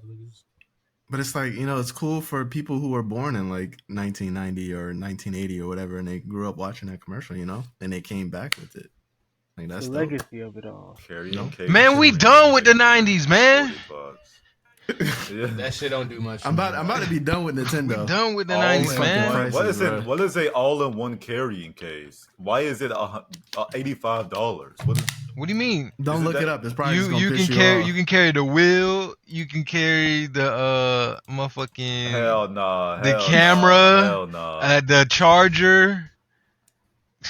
There you go. Look up that shit, bro. All-in-one There you carrying. go. That's all you need to carry. case. $100 for some Joy-Cons that's gonna have stick drift in the first 3 months. That's is another crazy, like, though. bro. Like I that's just- what I was about to say, Kiana. To answer your I was not a question, fan. are these things technically necessary? I've actually no, never seen this Paul Rudd but commercial, by the way. they will Really? become. They will I become didn't something know that this is was what you were necessary. talking about. I'm sorry, Jim. No, you And you good. called him a historian. I was just saying, like, hate you, He bro. is a historian. Like He's it's a literally historian. like not, bro. with Yes, with he things is. like how these consoles How? are, and with them being handhelds, No more a shit. lot than of bad things can potentially happen. So it's a lot of All wear right. and tear. You're traveling with these things, How you know more so than me? you'll probably end up having to get Nah, don't maybe be like leaking this shit, nigga. maybe like an extra AC adapter, or you'll have to get some extra Joy-Cons, or the grips. I mean the straps for the Joy-Con. So all that stuff just adding up over time. And like I said last time, Nintendo don't be liking to give sales on shit. So you're paying this full price for forever. Like if you want to get something new, unless you catch like a refurbished pair or something like that, you go to like the little back stores that got the stuff like this maybe. But getting it from like GameStop, Target, Walmart, that shit probably gonna be $100. Hey Dale, just call these niggas broke, bro. Come on, man. They put Street Fighter 6 on the Switch too? Man, I think so. I'm getting this Yeah, shit. they So. did. It's like it comes with seasons 1 and 2. Oh, so you're getting it right? I just can't believe that, bro. So you're getting it right? No, I'll never play a fight. Yeah, so he could drop rank anywhere he goes. All right, if you wanted me to unalive on live fucking video, like you gotta do is just tell me, bro. It don't take much, bro. This shit, come on. Like, goddamn, I'll do myself to death right now. Speaking Right of now, death. today. Speaking Talking of games. death. Nice segue. Let's talk about Death Stranding 2. Making boss Great segue. Speaking of death. yeah. making boss fights completely optional. Okay. So essentially they're removing the difficulty aspects of the game. I am a removed gamer, but to me, if there's no boss fight, would there still be story modes? Are y'all even interested in these games? Why did they do this? What does this mean for y'all? I don't think this isn't new. Okay. More and more games have been doing it. Like I played South of Midnight, and South of Midnight has the easiest difficulty is like literally if you just want to experience the story. So there's no difficulty. Yeah, and that's how you beat the game so quick. I know. No, I played it on the hardest difficulty. I would have beat it faster. I would say you're not a gamer. What are we doing? You're not a gamer. Now I gotta stream. Yeah. That's crazy because y'all know I played it on highest difficulty every game. I think it's kind of crazy to put that on me. I'll just have to stream every game I play now. But Yeah, if we put that anybody, it's Josuke. But anyways, this was Tevin's uh, top, Man, hell no, I think- man. What the fuck you just said to me, nigga? I don't play shit on easy mode. What the fuck You said you don't play shit? Hell yeah. What? Tevin? What I play on easy mode, nigga? Tevin? Hey man, I ain't gonna lie to you. Dell is your easy mode. Pause. But he That be right was there giving you crazy. all the instructions. That was telling Bro, you hell what the fuck no, to do. bro, hell no. He starting a crazy narrative. He's starting a crazy That's narrative, your hoe ass main nigga. What is the difficulty Yeah, in walking around and finding That's cool your shit? main How is man. that difficulty, my nigga? That would make fucking sense. did you beat That's your Ninja main Gaiden? man. I fear Y'all he's yelling this shit, bro. I'm about to. you Nah, beat- fuck you, nigga. You beat Ninja Gaiden the remake? He quiet now. He quiet now. Wait. Somebody talk to me. What? Ain't this shit. What he said? I hear what he said. I hear what he said. Did you beat the Ninja Gaiden remake? No, I didn't beat Ninja Gaiden yet. But I'm trying to stream it. I'm trying to hold up, fuck nigga. I'm trying to stream that shit. Every time I played it, I streamed it. Yeah, I was about to say, I'm not even talking All right, about whether bro. you play games on easy mode or not. I be saying if you play games. Man, let's go. Let's go to this. Let's go to the Steam library. You played this that raccoon shit you bought with this fucking Oh my Steam God. shit? Fuck nigga, let's get into the real shit. You ain't played none of this shit we got.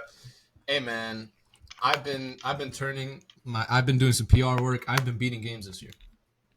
Yeah, I can say the can't same. tell I me can say the about same some- shit. I can say the same shit. I've been no you. Yes, I have. Yeah, bro. But I can't say what I be because y'all gonna look at me like this You're nigga. me. is- Oh yeah. Oh, No. He gonna be like, I beat Sonic. I beat Sonic 2. I beat Sonic Mania. I beat Sonic Generations. I beat Sonic Frontier. Yeah, nigga. I already know. I know your fucking body. That's what that nigga about to say. Hold up. The Sonic correspondent. Hold up. The Sonic correspondent. Hold up. Yeah, nigga. Hold up. Hold up. I beat what's that shit? Bomb Rush Cyberpunk. And also That was beat this year? like yeah, and also beat like 6. Yeah, 6 Sonic games. Yeah, exactly. I beat Sonic. I beat Sonic 2. I beat Sonic Riders. Ain't no hard mode on those games.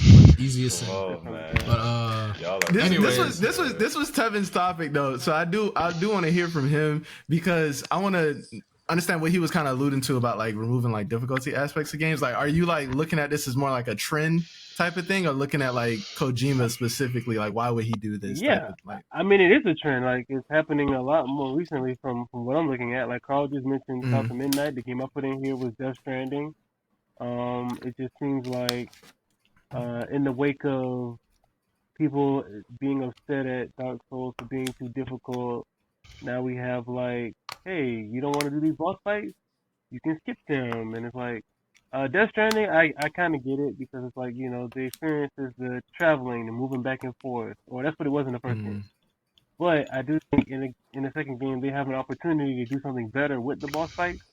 And so I would like that to be like an integral part of the experience. But if you can avoid it, to me that says that, okay, it might not be that special.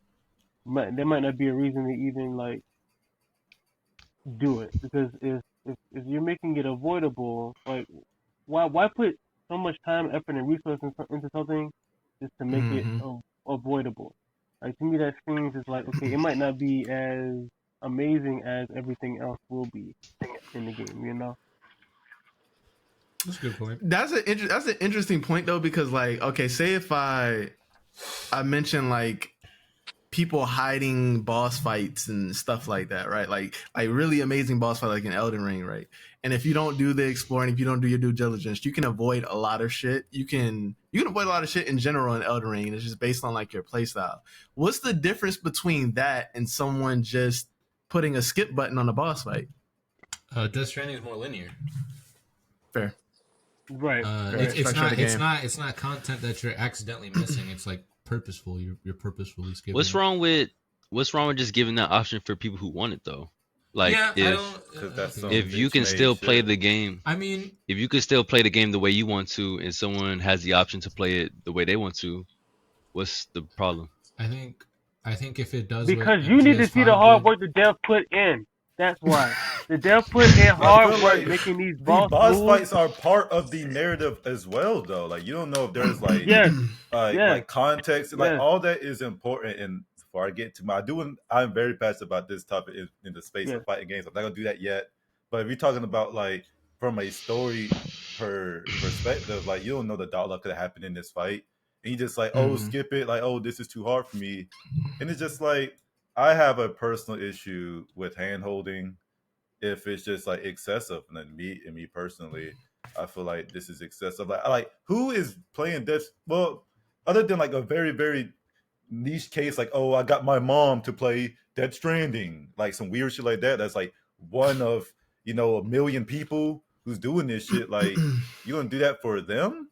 No, make these people play the game. I'm asking for the people who it bothers. Why does it, if it doesn't impede on the way that you would like to play it, why does it bother you that there's an option? Because it might. For people what I'm saying is it might. Rather.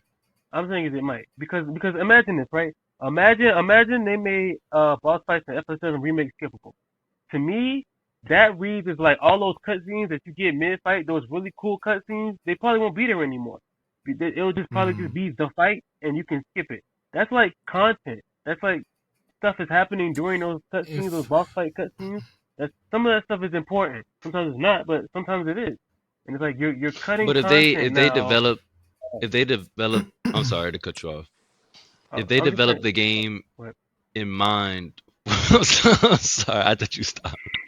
But if they develop a game in mind to like accommodate for like, okay, if we want both playstyles to experience both things that we think are important, then we'll put the cutscenes that we need them to see either before or after the fight, etc. Like, we'll just develop it in a way where like, that's bad. Both people can have what they want. Nasty. That is bad, because during fighting there is communication. Sometimes like in the fight when they're trading blows, that's the communication. Like Cloud versus Sephiroth, and they're fucking talking when they're fighting and shit, and like that's important. But Death Stranding is not fucking FF7 remake. No, we're talking about the grander scheme. We're talking about the grander scheme. I understand what you're saying. I understand what you're saying, but I'm thinking about Death Stranding boss fights is not a lot of talking. Yeah, one of the first like big boss fights is literally just a pile of goop that you do not communicate with. They don't just shoot.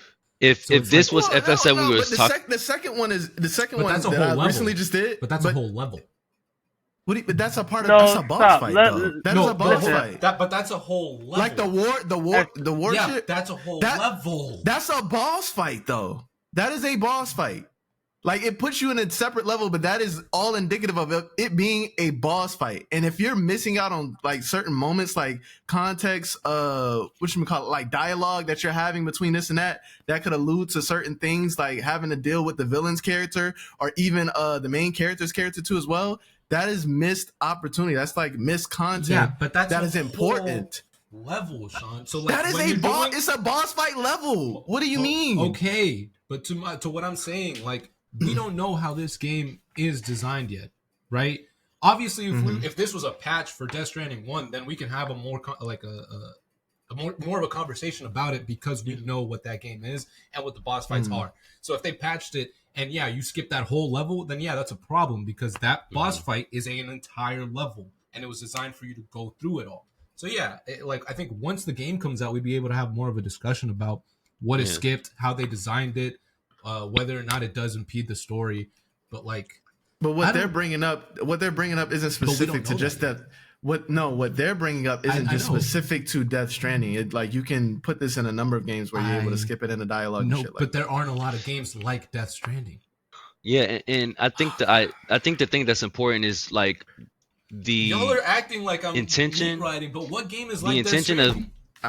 like if they have the vision of Game with a story, with boss fights. It depends. It depends like the conception of the idea while they're developing it, because if you just try to if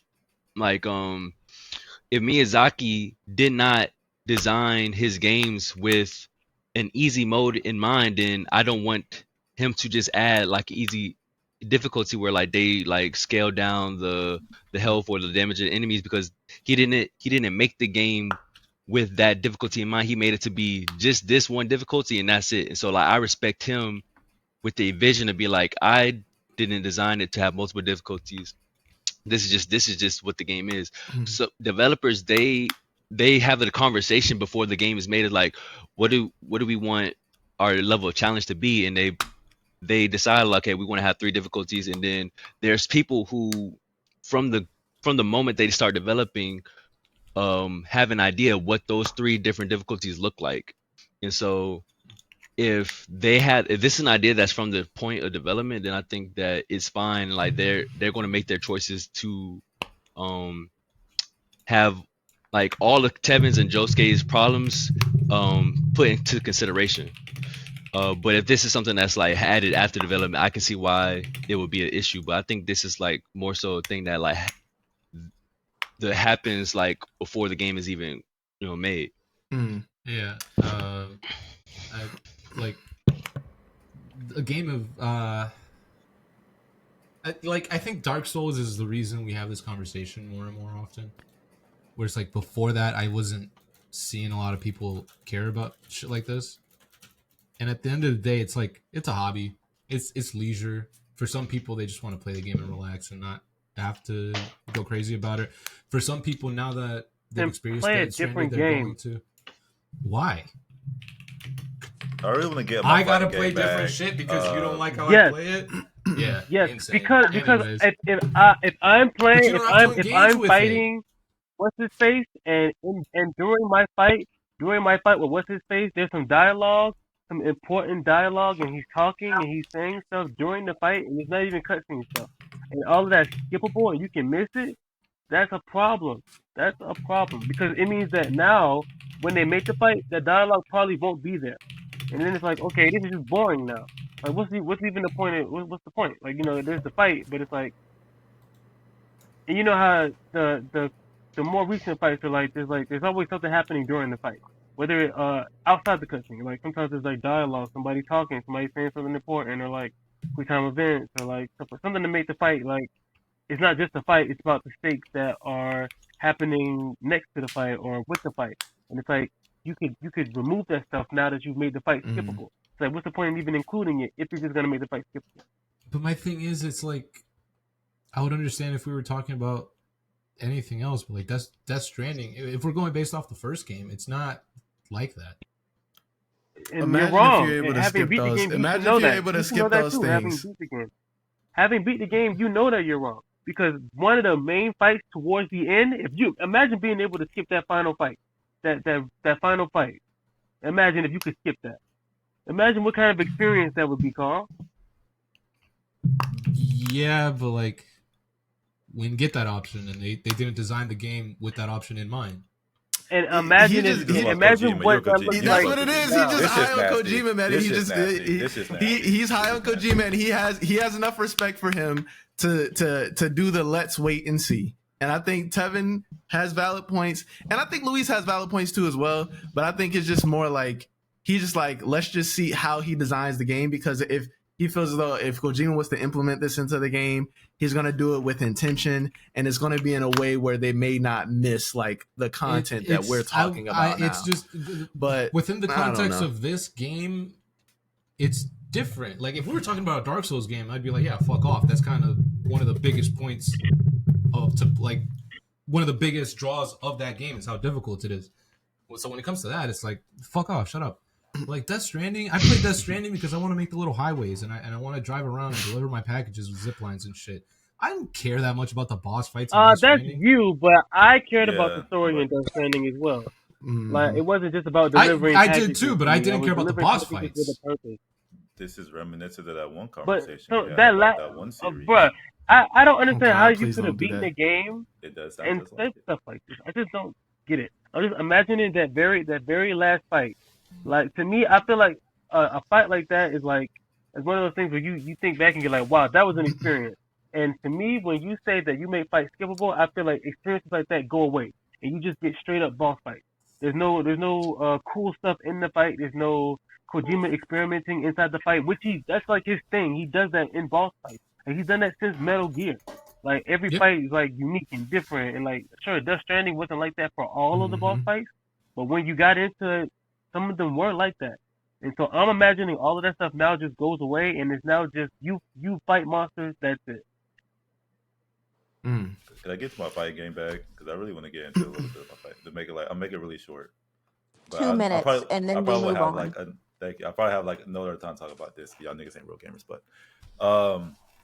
what did like this discussion immediately made me think about how like making everything like easier and skip on like a mass scale does eventually I think change game design and for the worse sometimes when it's like making stuff easier. Like I came into playing fighting games with Street Fighter 5 and Oh a no. lot of people didn't like it because it began like it's a lot easier than Street Fighter 4. And I'm playing it and I'm playing a bunch of different games. And I was like, okay, so around that time I'm playing a bunch of different games with varying difficulty levels. But a lot of people were mad like, damn, this is piss easy. There's no execution, whatever. And then I didn't really get that because I'm just starting. Then I played Street Fighter 6. Now I'm like, oh my God, this entire system feels like it, for lack of a better term, like handholds people and make them like better to play up their experience, but the entire experience for a whole from both levels of the top and the bottom, like is less enjoyable because there's a lack of nuance now because you want to make this experience better for the whole, quote unquote, but it really ends up Fighting games are too easy. I believe like there's a discussion right now, like I said, I'm keep this short, that execution is not integral to fighting games necessarily. It's like it's just a means to do the cool stuff, like the means like to kill people, but people don't really care about combos. And I'm like, no, execution is extremely important to me. So like being able fighting games are easier. What do you mean? Like right now? Is that what you're alluding to? That like fighting games are Fighting games are like easier now. Yeah, like fighting games are master easier now. in Street Fighter? Yeah. Bitch. So like I said, bitch ass nigga. Bitch ass nigga. So, he tried to get You're him. master in Street Fighter? I've been master. Master on like 4 characters. Yeah, sorry ass nigga. But I gotta say Tell that nigga to shut the fuck up. Tell that nigga to shut the fuck up. Okay. Hey, edit that shit into the Yeah, we need to see fucking it. clip. Edit that. I want to see all That's 4 really masters. Yeah, Ryu, Yeah, we need that. Akuma, Ken, Ryu, Akuma, Ken, Terry. Oh, so the busted ones. Come on, dude. Get master with Jamie. Fuck Jamie. But like I said, it's just things are easier now, and we changed these things that first seemed like, oh, just a Deathstranding 2 thing, and then but it could cause like a wave of like, it's been like 10 years of people being unhappy with fighting games. So like, man, not unhappy, but people like, there's been this big thing about shit. They changed the like initial designs, like, oh, they made this game easier, but then it spread like wildfire, and now entire games are built based off that one thing that they thought people liked. So that kind of like, you know, it is like just opposed kind of like to this discussion, and I was like, keep things like, you know, like keep the essence of things, keep things, some things if you just can't do it, you just can't do it, don't play the fucking game, but keep things. But I paid $70 for it. Fuck you, that's what you get. Take the shit back. Fuck you though. You should have did your research or something. So don't buy games. No, buy the game, and then if you can't play it, take it back. Damn, this shit was too hard for me, I'm a bitch. There you go. That's why we do demos. Have some haters, man. Just learn, get good, learn, practice something. But if you like, oh, this is too hard for me, man, this shit too hard, then you're a bitch. Okay, you're a bitch. Get rid of that shit. All right. Fucking, you work 24 hours, you can't take 30 minutes to learn some shit? Nigga, throw your whole system out the window. You don't deserve it. Get rid of that shit. To quote. Anyways, one last thing. If they make you wear a chicken hat like they did in MGS5, then cool. Like if you skip the cutscenes, you gotta wear a little chicken hat like in MGS5. I don't care. I'm not playing it on that easy mode. Like I don't care. Okay. I don't see the problem because it's like a leisure activity. Just let people play it how they want to play. This shit ain't leisure, my nigga. Right, this shit is. Let's move on. Let's move on. Okay. The last gaming just wanted to yell about fighting games. Well, go ahead. No, sorry. No, you're good. The last gaming topic Fuck you. that we've got for today. The last gaming topic that we've got for today. I'm actually surprised this is on here, but let's talk about it. Hailee Joel Osment, child star, voice of Sora from Kingdom Hearts, was arrested on camera for possession of possession of drugs. He was under the influence. He called the officer who arrested him a slur, amongst a lot of other things. Okay, what is everyone's thoughts on this? Hopefully he was skiing while he was skiing. Done. Yeah, hopefully the series is done. Bro, all jokes aside. Before Sean go, because as Josuke is the Sonic guy, Sean is the Kingdom Hearts guy. Dale's right there, but it's Sean. So nice. I think that it's going to, it's gonna be delayed. I do think Kingdom Hearts 4 will be delayed. I can't even lie to you. But I don't think it's dead. I think they're gonna recast his voice actor, which is crazy because he's been there for so long. But I also want to add some context. Go ahead. This is not the first time Hailee Joel Osment has been in trouble with the law. I read an article like breaking down. He's been arrested several times in the 2010s for DUIs, public intoxication, assault. He's got a hefty track record of arrests like throughout the 2010s. I want to say like either right before or right after the last Kingdom Heart game was released. So I just wanted to throw that context in there before you guys start sharing your thoughts. If he's gonna drink, what he's gonna do? Walk? Might as well drive. Jesus Christ. We do not condone drinking and driving on the Usual Spot podcast.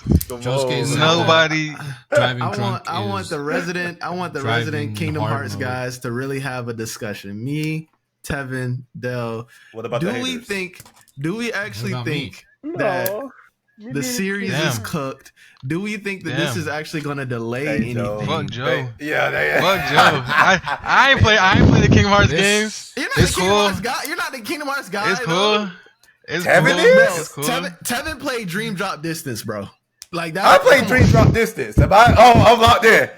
Hey, I'm a Kingdom Hearts nigga. Come on, man. I had a 3DS with Dream Drop on that bitch. Dream Drop. Come on, man. We locked in.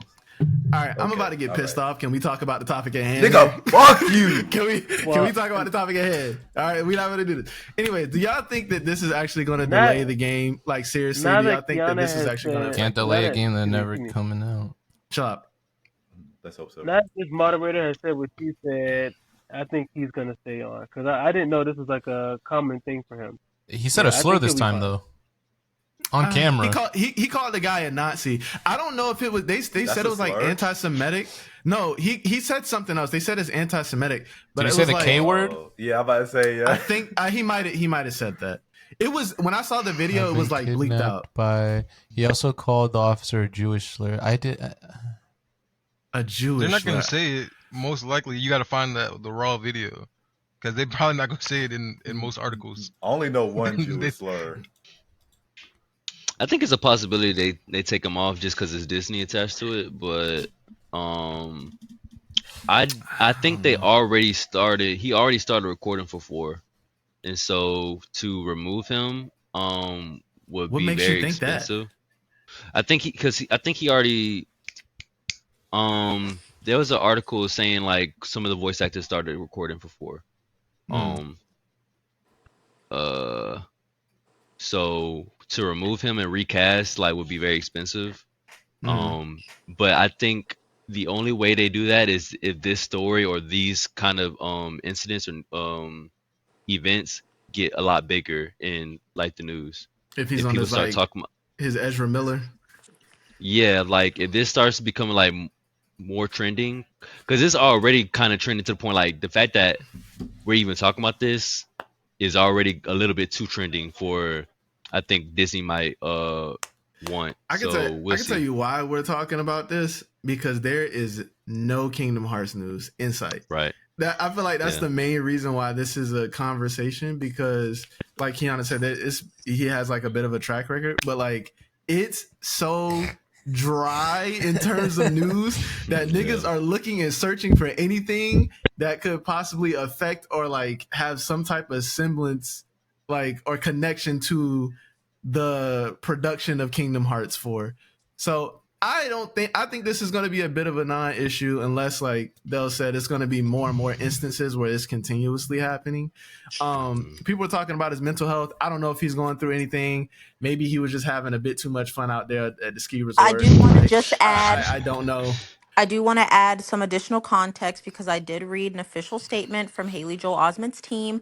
He said that he recently lost his Pasadena home in the fires out there, and he's been having a he had used a specific word, but he's been having a troubled time from that, and I don't know about some other things. So he his team did reference that as well. So That's crazy. No I did not know empathy. that. I did not know that. No He empathy, lost his Buku. home and he wasn't able to get insurance on it or something like that, right? Wow. Yeah, I'd be out the there insurance fucked up too. companies- The insurance companies I'd be pulling calling fire cops Nazis insurance right too. before. That's fucking nuts. Yeah, I don't know. I feel like if he I would cut most that likely part. has like a good Hey Joe, you can't have an opinion. You're not a Kingdom Hearts fan, dude. I never said that. Anyways, I think it's I think this is probably going to end up being a nothing burger in the next couple of like months or years or something. I feel like he probably has good connections with whoever he's been working with on the Kingdom Hearts series, and maybe they'll be able to empathize with him a bit. But unless he starts going on a tear and just going even crazier than he already has been, hopefully, we get to keep our Sora. You know what I'm saying? Need that nigga to get back in the booth, man. How long until someone edits a video of Sora saying that slur? It's probably already out there. You're anti-Semitic Sora. Anti-Semitic Sora is crazy. But I think if that happens, he's done. If that happens, he's done, I think. Yeah, for sure. Yeah, I think it's This- the this slur could thing honestly- that's probably gonna fuck it up more than anything. you know what I'm thinking about too? Like if he does like do more and fucks up his image or whatever, this could be a great time for Square Enix to do some shitty shit and use AI for his voice. I was actually thinking that Y'all as think well. y'all think that's a possibility? No, You don't think Square Enix does that? I don't think so. no. Sure. Donald, Goofy, I know what we're baking today. And then it fucks up. Oh, Pause. that's crazy. Wow. I had to think on that one really quick. All right, let's move Go ahead, cut on. Let's move on. Oh shit. Yeah, let's move on. All right, so let's see. We've got the Blue Origin space trip.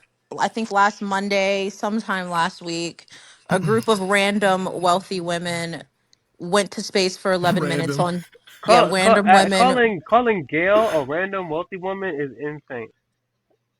I I guess mean, it's a random bunch. it's Maybe a it's a random random bunch of women. They went to space for 11 minutes on Jeffrey Bezos's dime.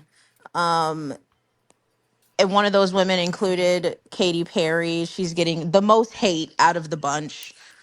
What are y'all's thoughts on this? I This personally shit don't fake as care. fuck. It's fake as I fuck. have no Okay, opinion. y'all think it's fake.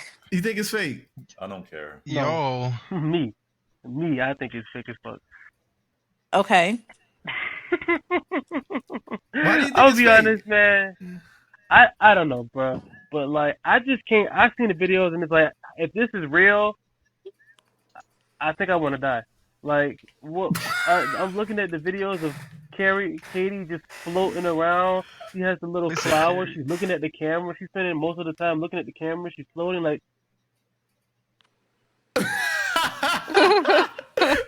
what the fuck are you doing? Like, she's coming back. She's kissing the ground when she was gone for like half an hour. Like, no, dog. This can't be. To me, it's like That's scary shit. It's- You're outside they're of the talking about- earth. That's scary they're shit. talking about. Hey, you Apparently, If they this is didn't even real, break the atmosphere, though, which Nah, I this guess is Maybe they can Illuminati space type. travel. Don't they do this shit all the time? Does anybody remember that episode of Rob Dyrdek in the Fantasy Factory where he went on like the zero gravity shit and like it was like basically I don't know if it was a space shuttle, not a space shuttle, whatever the fucking thing was. They go up like high enough where gravity starts to like you don't really feel gravity anymore and they're able to like float and do things like they're doing in space. Like isn't that just what this is? Isn't that the same I thought thing? they so, said but like directly to space. we saw them walk into the thing. Hmm. Why the fuck is Oprah crying? Fucking It's this dumb. sucks, dude. This blows. it's just dumb. My opinion are that Wait. it's Spaceships dumb. used to blow up. It like I miss this those has days. they was said kinda it was deep. for for But one people died on the job. what is it, woman empowerment. That's dumb. They said Yes. like it's a waste, like we're wasting money. Like why are we wasting money on such things like that? Like even regardless of whether it's real or fake, what did that do for anybody of benefit? Like how did that help anything? They need more money We're into our about to military hit a for jail. recession right now. We're wasting money sending rich people into space for 11 Man, minutes. But it's What does that Bezos' do? dime. He's already a demon, It- bruh. He's already a demon. That exactly. Not like I swear this is gonna like devolve into a different conversation. This is why I can't take no niggas serious when they start hating on Mr. Beast. This at least that nigga use his money to help people. I'm sorry, bro. At least like you can say whatever you want about his character. What the fuck? Like you could say he's doing it for his own personal gain. He ain't gotta do this, that, and the third.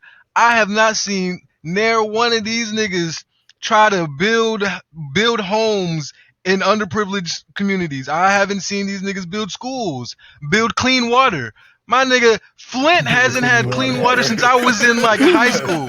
Niggas on Minecraft. Yeah. Like it's just crazy, bro. I mean, that's what happened. That he literally did. He like built the filtration so that way they can get clean water for like so many different like. I don't see these niggas doing that. So when I see these niggas wasting money on bullshit like this, it's like why do I like I care in the sense of like why are we wasting our time? But it's like why should I care? Like it's so stupid and annoying. Like it's tiring. That's the shit that makes Nintendo have fucking $100 Joy-Cons because we spend money on bullshit like this. Like it's literally all connected. That shit is literally all connected, bro. That shit is so annoying. He sound like so Illuminati. Shit is annoying, bruh. Every time some kids go missing, it's a bunch of fucking Popeye's chicken sandwiches. like That shit is annoying as fuck, bro. I'm tired of that shit, bro. I wish a coincidence. I think not. Why the fuck Yeah, are we sending I Katy agree. Perry and Gail Weathers into fucking space for 10 minutes? Yeah. They're I not agree. even going up there to explore nothing. Like I could at least overlook it if you're going to like you're searching for some shit. You doing something productive for the scientific community. My nigga, you did that shit for shits and giggles. You did it to be like selfie in space. Like who gives a fuck? Like you literally hurt It's the hard, Earth though. more by doing that. It's You hard, literally though. hurt No, the it's Earth not more by hard. doing that. It's not Okay, hard. I'm joking. That's I'm not joking. hard. Yeah, that shit is not hard. I'm joking. Yeah. I'm joking. No. I'm joking. That's not too. There's niggas that's gonna say that though for real. There's niggas that's like, bro, that I shit haven't was cool. seen. No, I it's haven't not. seen anyone. No, it's not. I haven't seen anyone stick up for this. I actually Yeah, saw I've seen a it. couple people like low key not defending it, but just being like, why are you making such a big deal out of it to like other people that are like actually having valid concerns? Because it's like if you don't understand how this actually affects the entire world, I have to look at you a different way. Like that's beyond ignorance. Like that's beyond just willful ignorance. Like you are actively ignoring things going on in front of your face. That's like stupidity. Like they're sending Young Thug next. Did y'all know that? Stop lying, Yeah. you dead ass. They're sending It's Thug. not, Conversation it's not gonna be real. different. It's They're not- sending Drewski. No, it's not. Drewski's No, gonna be it's on not. it. Conversation real. gonna be Why the different. fuck is Drewski gonna be in space? Why the fuck is Drewski going to space? I kind of need to see When that Drewski's boy- fat ass floating When that around in boy Thug space. said horses don't stop, they keep going.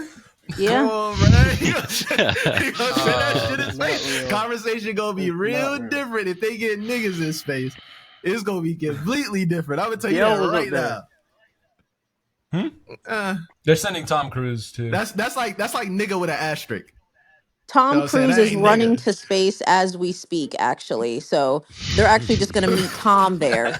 But he's running there he's right gonna now. hold on to the outside Yeah. of it, like in the Mission Impossible. Probably But yeah, filming a fucking he's movie trying- right now in space. Dude. Yeah. That's Yeah. insane. You know what? And that makes it kind of more fucked up because the fact that they did that means that they're trying to get more and more people to do it, which is just a big waste of resources. It's like It's an I think awful- any way you cut it, Straight I to think the ozone, any way you cut Hey, it, bro. this is the most dystopian shit ever. Right? Yeah, Like, it like, Because is. it's either they are so rich that they're bored and taking like little trips to space while everything else is on fire, or Don't they put my do this tinfoil hat on. They're getting ready to fucking leave this planet and leave us all behind. The I was gonna say at people- bare it's minimum, like like not even Cyberpunk. funny. It's like Like Cyberpunk. that's literally like They finna- that. they What finna- what Jeff else are you Bezos- expecting to Jeff get from Bezos- that? Yeah, Jeff Bezos was like, hey, rich people, look, I figured it out. It's space. We can leave all the pories here. Look, we're sending Yeah, fucking 'cause dumbass shit's Katy finna be Perry fucked. into space. We're gonna start with low priority people like Katy Perry, and then we'll work our way up to more important people, so you guys can see how great it is.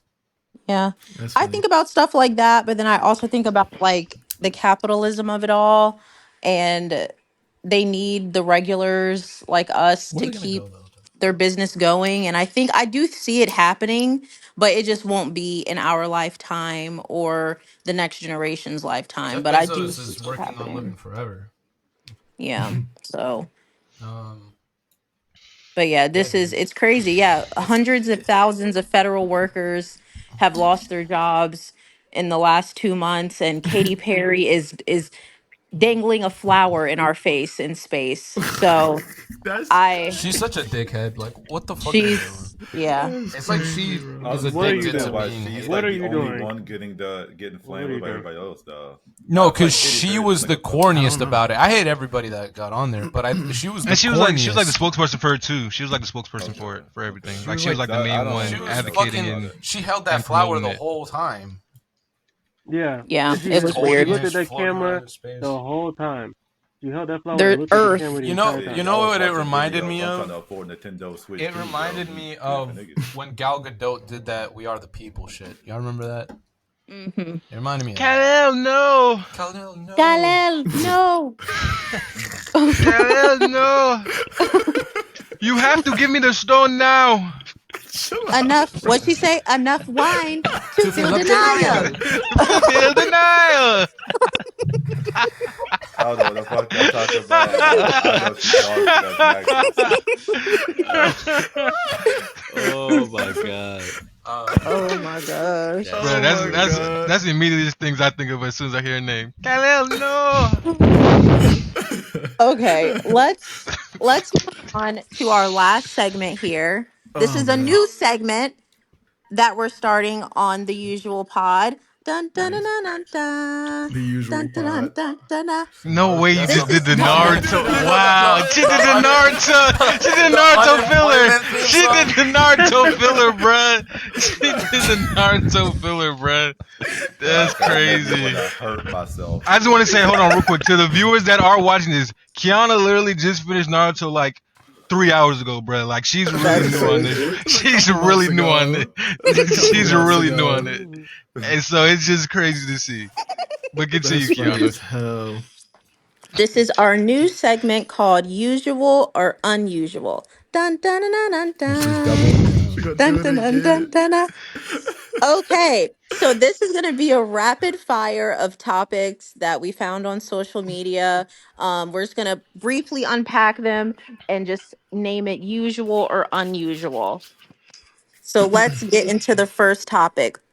I'm not sure how to pronounce her name, but the actor who was just casted to play Toph for the live action Avatar adaptation is reportedly making Toph slightly more feminine, and that is her decision and she's sticking to it. Give her Is name the that best shot. usual or unusual?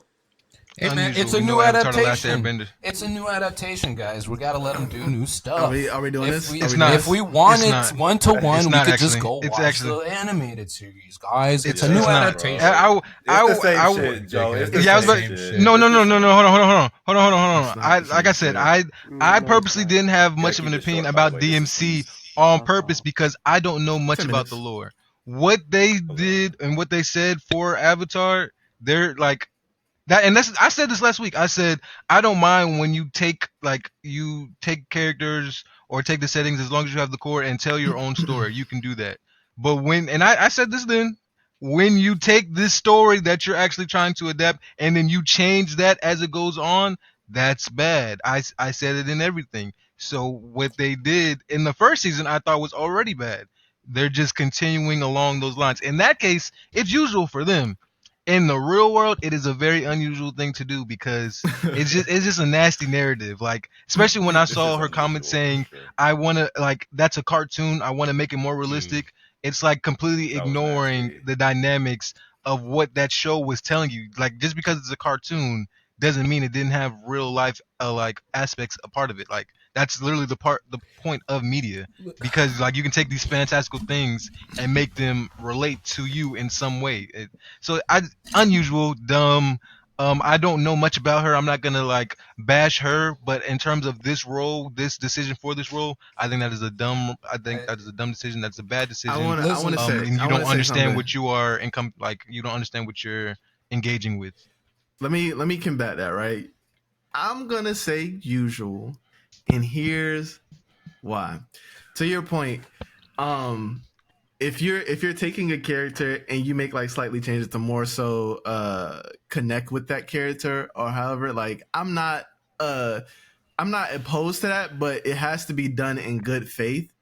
When I looked at the article, she did speak with the voice actor for Toph, and they kind of had more of a understanding of how she wanted to tackle the character and what she wanted to do. I think the biggest thing here is slightly, right? Like, so I haven't seen the first season and I refuse to watch that's it. why you're saying this shit. But no, yeah, I haven't seen the first season. I refuse to watch it. So It's I'm almost not like saying that what y'all are DMC saying is invalid or anything like that. I'm not saying that. You haven't seen I the watched first the season first of season. what? I'm just saying I could tell you this is bad. Avatar, the show. Avatar, the Netflix thing, right? So Netflix. my thing is if it's done in good faith, It's not. It won't be. And that's fair. That's fair for y'all to say that. But if it's done in good You faith, can't- then you I'm can't like, speak okay, to that. you know, No, but the conversation ends there because I'm gonna it choke won't you. be. Yeah, I was about to say not You like can't not being speak to funny, that and I'm not attitude. even. wait, hold on, wait. I'm- Wait, Say? Tevin's mad at me? Yeah, he said he go choke Okay, you. let's For do what? Tevin, then Carl, then Did you Joe. watch the first You season? can't, you're speaking to the intentions of the actress when Sean is telling you what she's saying in the interview. She's telling you that she went to talk to the voice actor. She's telling you that she's trying to do her due diligence. So where do you get off talking I don't give a about fuck it's about not, none of that. Didn't Addy Shakar I course don't you don't. care. It doesn't- I of course you don't don't. It doesn't care. fit your- Why did you it want doesn't this fit your narrative. role if you're gonna change this? It's But like that's why I think the point is the slightly more feminine, right? Because there is an episode of Toph trying to like embrace like her femininity when she's like going with That's Katara. incorrect That's though. a Like one she's episode. not embracing it. Katara is like, hey, Forcing it like on I her. want to do She these things. embraces it towards the end though. It's She not the definitely fact that she does. embraces it. It's like Hold on, it's not the fact that she embraces it. It's the fact that like even like Okay. Katara said, even She without all of literally- this, I still think that you are pretty. That's the part that Toph is like. That's the validation that Toph just wanted and accepted in that moment. It wasn't the fact that like I need to be But more even- feminine or like these. It was the fact that like even me in my even in my like my tomboy exterior, like all these things, I'm still accepted and seen as a girl on. that is pretty. Like that's Hold on. like I get what you're. Hold on, I just want to say like I get it. I'm not saying that like you can't try and make the character more relatable to yourself, but when you're taking like the core theme of that character, which is like even in like this like masculine setting, because like even how the play was, and she was portrayed by a big muscular dude, but even with that, at the end of the day, like through that how she sees herself, I can still be seen as a pretty girl at the end of the day, which is why she had those things like the crush on Sokka, or like just being able to express her emotions and being more free in that aspect. Like I like it feels like you're completely ignoring the whole No, I'm context not trying of to. I'm what not trying to Toph's ignore character. No, that. I'm not saying you. Oh, No, I'm oh. not saying you. I'm not saying you. I'm talking about like the show. I'm saying like the show and how they're like the direction that it's seeming like they want to do that. And when you say these things, like I respect the fact that you're talking to the voice actor. Like I'm not saying, that's why I said I'm not trying to bash her specifically. I get it, but I just don't feel like you truly understand the character. And when you go in it with that mindset, it's like I want to portray her in a more realistic way. And I'm not saying like she thought of it this deeply, but like that's like that crazy rhetoric in terms of like I like you have to be feminine to be seen as some form of a girl, and that's just a crazy, like it's a slippery slope that I know she didn't intend for, but like that's how that starts of like I have to portray her as somewhat effeminate so that way I can like get across like even though I am beating these big dudes, I am super strong, I am still a girl at the end of the day, when the whole point is like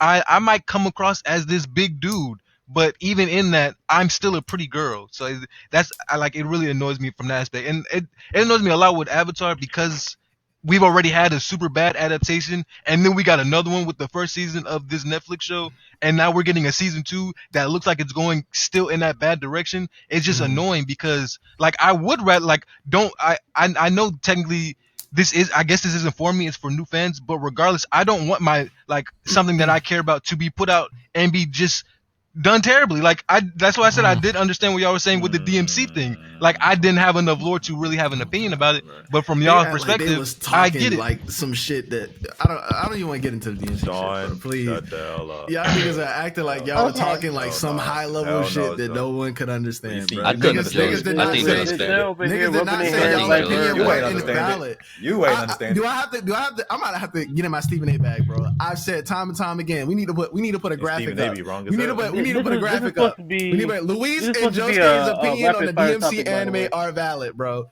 They're valid. Okay. Let's get that Rapid up. fire topic, by the way. Yes. No, Okay. we're supposed to. Anyways, I keep it's feeling like never mind. We can talk about that later. It's literally a 10-minute topic, by the way, and we haven't hit 10 minutes yet. But anyways, go ahead. I saw that first season, man. That shit sucked.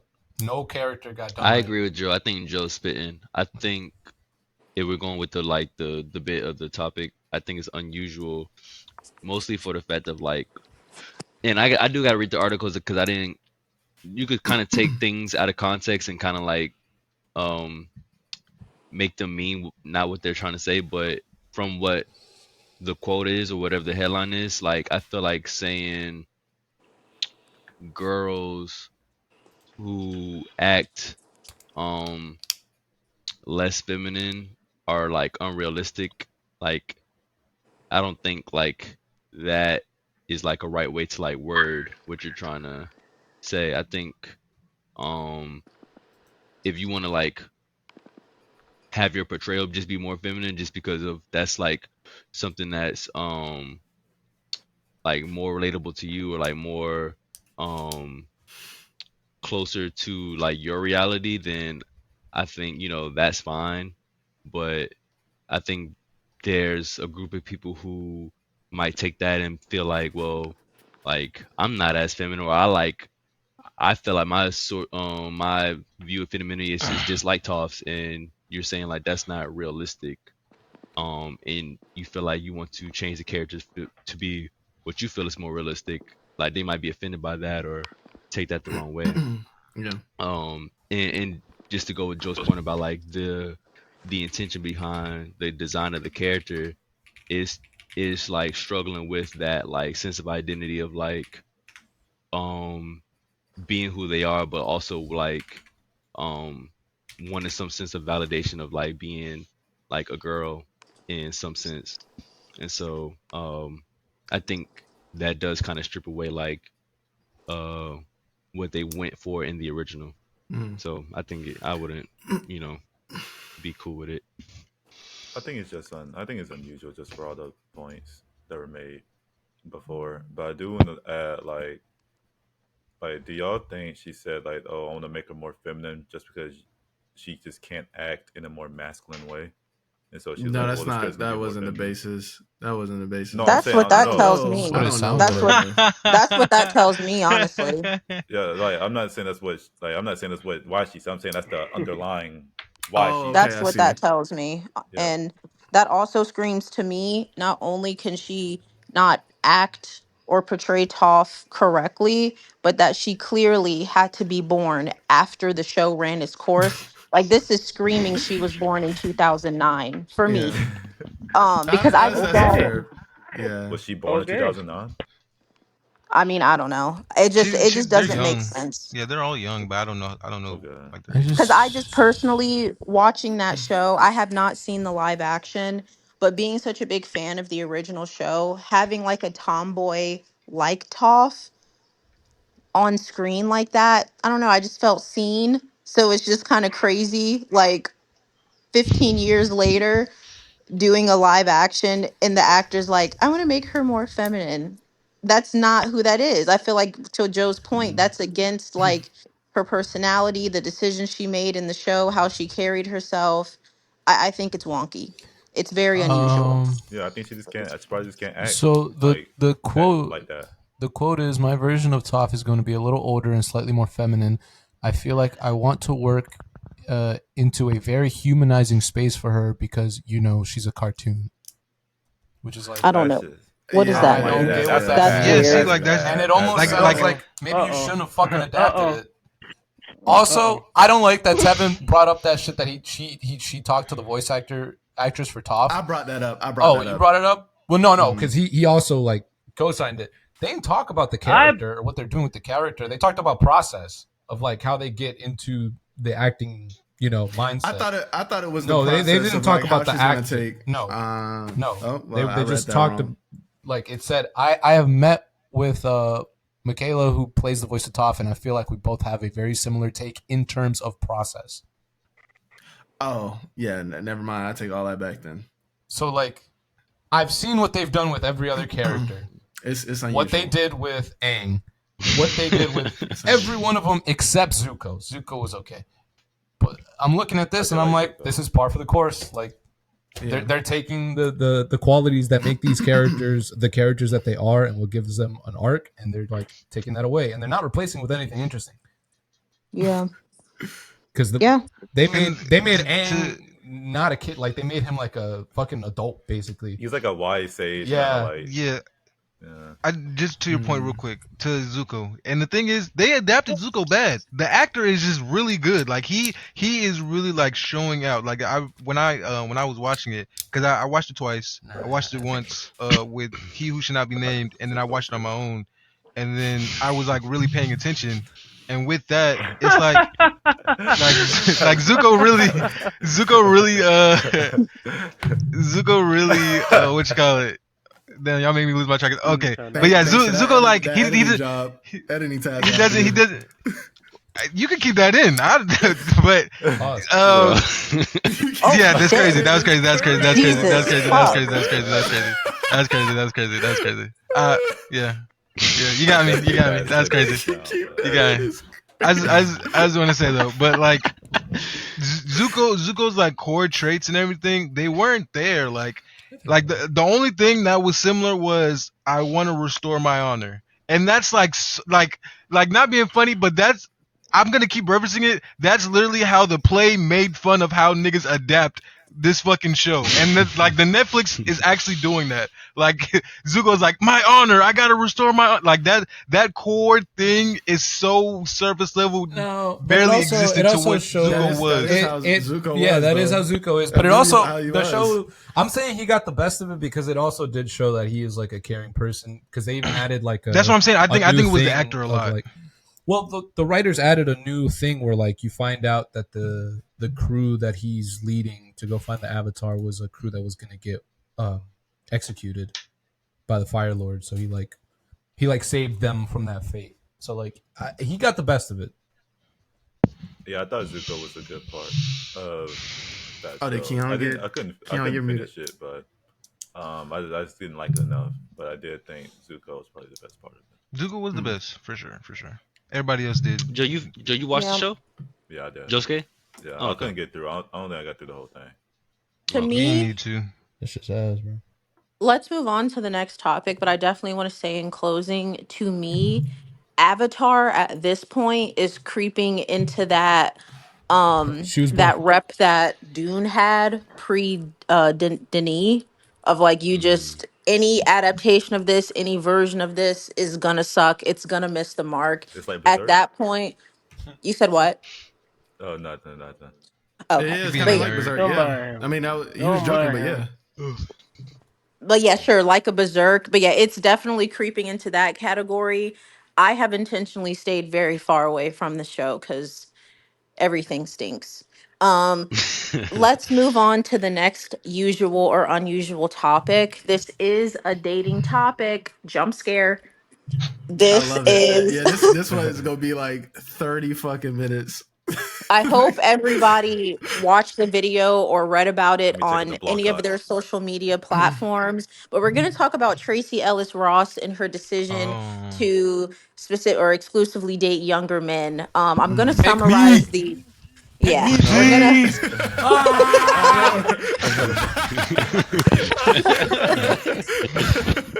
and to summarize Tracee Ellis Ross, she did a podcast. She With did a Michelle podcast, Obama. yes, with Michelle Obama, Insane. I didn't know they were just saying that friends. basically Yeah. at this point in her life, her being 51 or 52 years old, she's finding a lot of men in her age range are products of toxic masculinity, and usually her and the previous partner she's had don't see eye to eye on things that she I guess valued in a relationship or things that she would like to do in a relationship, again because it was usually her partner's opinion kind of started and stopped with like the gender roles of it all. So she finds the openness that she's looking for in relationships, younger men are more open to doing things how she'd like to do I'm gonna it. go find that pool Who's video going? real quick. Huh. Who's going unusual in this one? Because I'm usual. I think this I'm is usual. I'm usual with it. I'm watching. I'm unusual. I'm watching this You're pool. unusual? I'm watching this Yeah, pool what's wrong with you? video. What's wrong with this? This I don't is- No, understand. I'm honestly shocked because did you see the discourse surrounding it? Like people saying like, she only saying that because she want to control these young niggas. Like she don't want nobody to tell her what I'm to do. unusual. Da da da da da da da. I'm unusual. Control okay. me, mommy. You Control said me, you're mommy. unusual, I'm Joe? unusual. I'm Okay, let's very hear it. unusual. Let's hear the unusual. Exactly what you fucking said. She's like, bruh, she's literally trying to groom them. Like, I know. Hold on. I want to make sure that we're clear. I understand. I'm not saying I don't understand. I like, it's Tracee Ellis Ross. Hey, you can get. I'm a young nigga. Hey, you can come this way. That's all play indeed. All play indeed. You can come this way. You can manipulate. You can groom. You can do all that shit. I'm not acting like I wouldn't be a That's victim. crazy. You're correct. You're 100% correct. I'm not saying that I'm right for it. Pretty, But we're it- older, but it- dude. No, Like, listen, we're listen, older. listen, We're listen, not, listen, like, listen, listen, 19 listen, or listen. nothing. I feel like it gets to a point we have to Yeah. classify what is young to her, right? Because she's 52. Is young to her like Like anywhere 30? like maybe 35, like 42, maybe. She said in Like, her is that 20s. young? She said in her 20s, if I'm not mistaken. She said like I in her think 20s. me and up is like in their 20s. She said 20s, and If I'm not 52? mistaken, yeah, it was like No, in I'm her not 20s. 100% She didn't say sure. 20s. She didn't say 20s. I watched that clip. I don't don't remember. I watched the her clip. I saying could have sworn she brought it. I could have sworn she brought it. I could have sworn she said like around the specific age range, and then she was talking about like just young niggas in general. But regardless, like I swear, I'm not trying to be funny. I'm like the reason that makes it even worse is because like what Kiana brought up, she can make them like do what she wants them in the way that she wants them to do. That like I swear to God, that is prime groom language. That's literally priming groom language. I am molding you to be the person that I need you to be for me in this moment. Never said and I know I don't have to. that though. I don't have to take that clip does not. I don't. Joe, you're scaring me. Joe, you're scaring me. I'm scaring you, nigga. What? Nigga, what? Look, yeah, man. What? No, nigga, fuck that. No. Cause y'all niggas done trying to cut me off 4 times. Nah, I'm talking my shit now. You niggas, I'm gonna do it. I don't give a fuck. You niggas know if that was a fucking old ass nigga being like, yeah, I like younger girls. You know, I don't really like being with, you know, women around my age. You know, they can't really do the things that I need them to do. They don't really have the emotional intelligence for me. You know, this, that, and, like I want to have the girl that's gonna, you know, do what I need her to do, how I need her to do it, and when I say do it, like that's weird as fuck. I understand Hold on. Stop. Shut the fuck up. Because we understand language, bro. We're doing this because she's fine as fuck, bro. We're doing this because she's fine as fuck. If she was not fine, Luis, I respect it because I know Luis. You probably are usual or like jokingly, even unjokingly, but I feel like you understand what I'm saying, and you're admitting it. Like you know that there's a risk, but you're willing to take that risk, just like I am. Like realistically, I will still take those risks.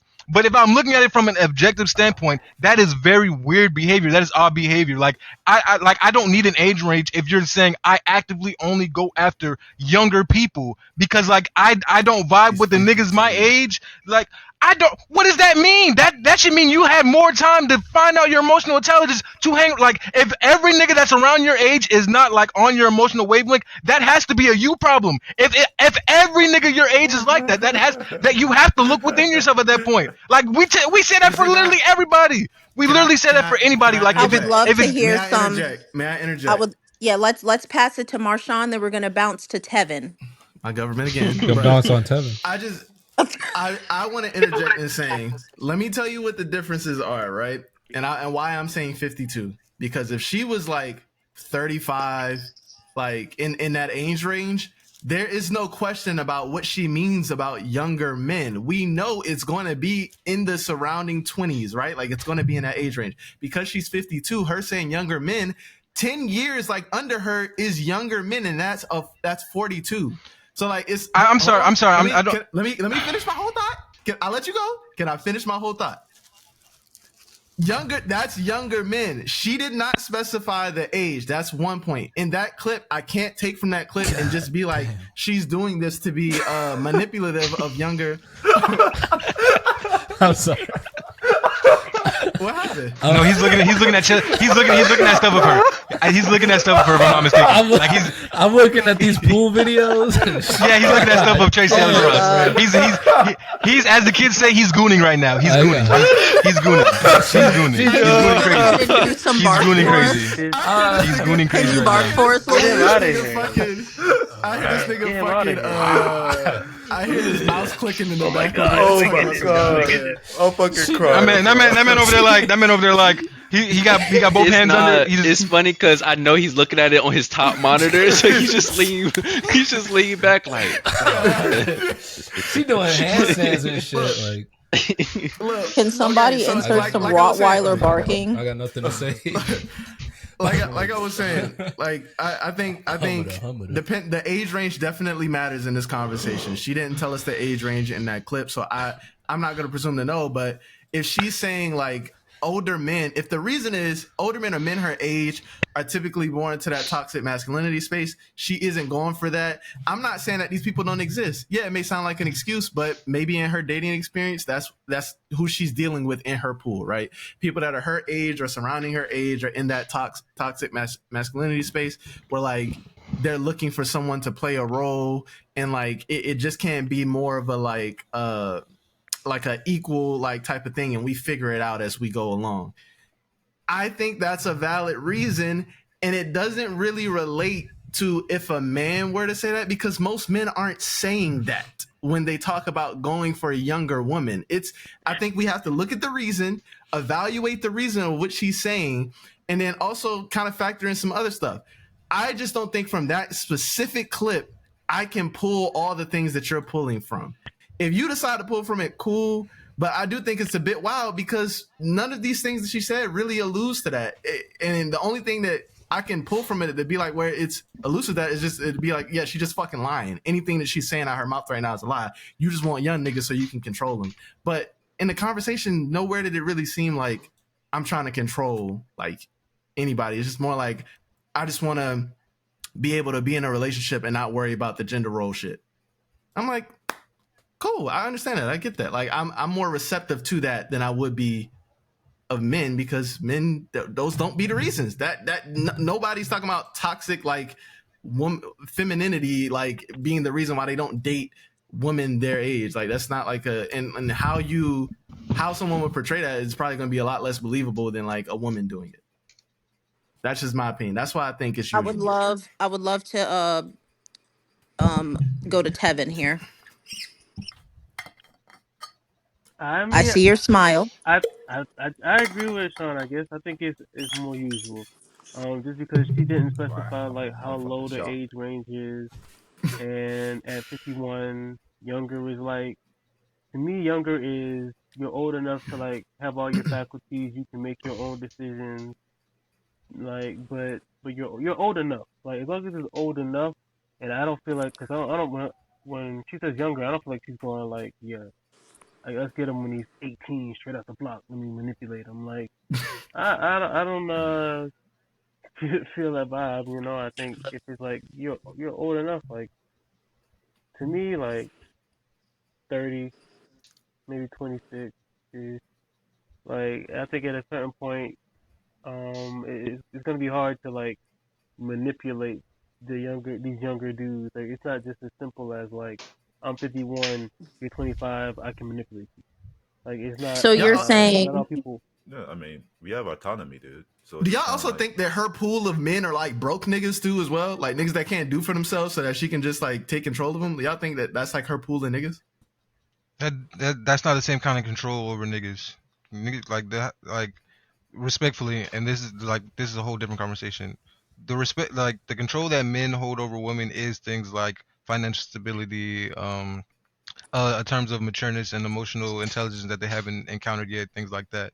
With women, Okay. it like a lot more so it's sexually, and like it's very simple. Like, just as innate creatures, it's more of a sexual nature type of thing. So like it just, and like a younger man that has like, bruh, that shit is gross, bro. Like, I'm sorry, bro. I'm listening to what y'all saying, but I can't get behind it. I can't get behind it, bro. Like, that shit, like, I ain't gonna lie. I just like to get my point, bro. yeah, let's hear from I Josuke don't then Carl. I don't think You like, don't cause have you nothing like, to oh say. man, cause you like, oh man, it's like I ain't even been hearing what y'all are saying. But there's a larger problem with like, when do you determine when someone's autonomous? Like, if Tracee Ellis Ross talked to my broke ass, I don't think, oh, I'm being groomed, I'm 27, I'm fully autonomous, I'm a grown ass man. Like, when do you have agency over your actions, right? I think it's a larger conversation. I think groom is a crazy word to use for someone 26, 27, 28. you just feel that as a, like, that's your pride talking, and I hate to like speak on you like that, but that's literally your pride and ego talking as a man, and especially as a grown man. Like, you feel like, oh yeah, who's going Keyword to control grown me? man. Like, yeah, you feel like, who's going to control me when I know who I am, when it's literally just not that simple. It's not as black and white as you're trying to make it out to seem, especially when there are literal emotions involved with something as delicate as a situation like that, bro. I'm not even going, like, I'm a do myself pause, like, just to make it much simpler, and I'm gonna give like a semi fake example. Like, if I something as simple as like, if I'm like talking to this girl, and then like, just something as simple as like communication, everyday type shit, and it's something that like I noticed that like she's bad at, but I enjoy the time that I just talked to her. Something as simple as that can get turned onto its head so quick without me even realizing it, just for the simple fact that like I'm falling, or regardless, like I'm feeling some deep connection with this person, and that right there like allows That's me to. manipulation, though, not grooming. That's what I said. I said both. I said both separately, but I also said both. I said Okay. I said it's a form of both that she is doing. I don't I know think about y'all the grooming stuck on the part, but it's grooming word, but definitely I manipulation. also said manipulation. I literally also said like I it's give a it the manipulation manipulation, tactic. but We it's don't not know grooming. what Like she's doing to these people. We I'm don't not even know I'm her not I age. We don't know any of this stuff. okay, so I swear I'm not trying to be funny, because like I brought this up jokingly like years ago when everybody was talking about it. When I said in the Leonardo DiCaprio situation, when he dates women up until they're like 25, 26, but like all of them seem to be okay with it even after the fact that they dated, but it was still a big pushback because it's like these are young girls that he keeps on going after, he's grooming, he's manipulating. That was the rhetoric about them, but it's like these girls are old enough, they know what they're doing, they know who Leo is, and they see that it's a pattern that he's doing these things, and they're like, I still want to be a part of that up until I am to that age, and then he just does the cycle over again. We can see that as a noticeably big red flag, a flaw, regardless of whatever the outcome is for both autonomous people in that situation. But we look at this and be like, oh yeah, I mean she's completely innocent. Yeah, I mean like she wouldn't No, even I'm do not saying anything that. harmful Weren't those innocent. girls Like, 19? And I think We that's know a who big the difference. women are. That's the difference. We know who they are. but We we know also how know old they they they are. We know what he means when we know what it means when we say Leonardo likes young women. We have no idea who Tracee Ellis is talking about as a Also, 52 they were year like old really young, like woman. teens. They were like If in their if if teens. I tomorrow there's information that comes out that is saying she's dating people that are younger than like 25, Joe, I'm with you. I'm like, damn, that's nasty. I'm just saying I, in the clip, I I don't don't need them to be that. know. I don't I need don't them to be that fucking young. I know. don't need them to be that young. I think that's the big Me personally, I disconnect. I don't need think them to be they that have young. to be younger than I, 25. I, I don't think they need to be that young. That's where I differ from y'all. That's my I point. also want I to don't think they need to be that young. I also want to add just to Joe's Leo point, and then I think we can move on to the last usual or Mm. unusual topic. But I did pull up just a list of who Leonardo DiCaprio has dated. Um, and they are all there's like 96% supermodels. The woman with the highest net worth that he's dated is Gisele Bundchen, who is a supermodel, a Brazilian supermodel. There is a power dynamic there because again, he dated a lot of these women from when they were 18 to 19. So there's a power dynamic in age, and there's also a power dynamic like financially. I think an example of like the age range Tracee Ellis Ross is referring to, she was rumored to have dated Drake. He was in his early 30s and she was I think in her late 30s or early 40s. So I definitely But we that was have no fake, wasn't it? idea.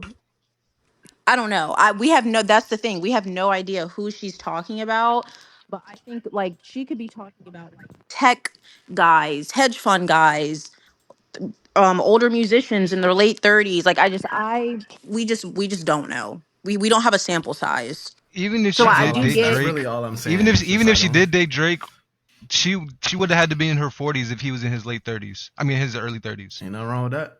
and Yeah, I It's just me. don't think that's an impressionable I personally don't think that's an impressionable age. All right. But we can agree disagree.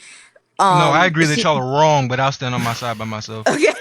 Okay. 30, you telling me 30, 31, and 42 No, is. come To on, a Joe. 50-year-old, yes. No, I'm talking about. No, I'm Yes. talking about when she talking about the Drake situation. If she was 40, early 40s, 41, 42, and Drake was 30, 31, you like, oh damn, she doing them dirty. You think Okay, that's so let's real? see. 8 years ago, she would have been what? 48, 40, 47 to 48, and he would have been 8 years 30. ago, she would have been 44 because Mm-hmm. she's 52 now, so she would have been Mm-hmm. 44. 52. Okay, so yes, and he would have been 30. Yes. That's OD. I don't know. Like in a serious That is setting, yes. crazy.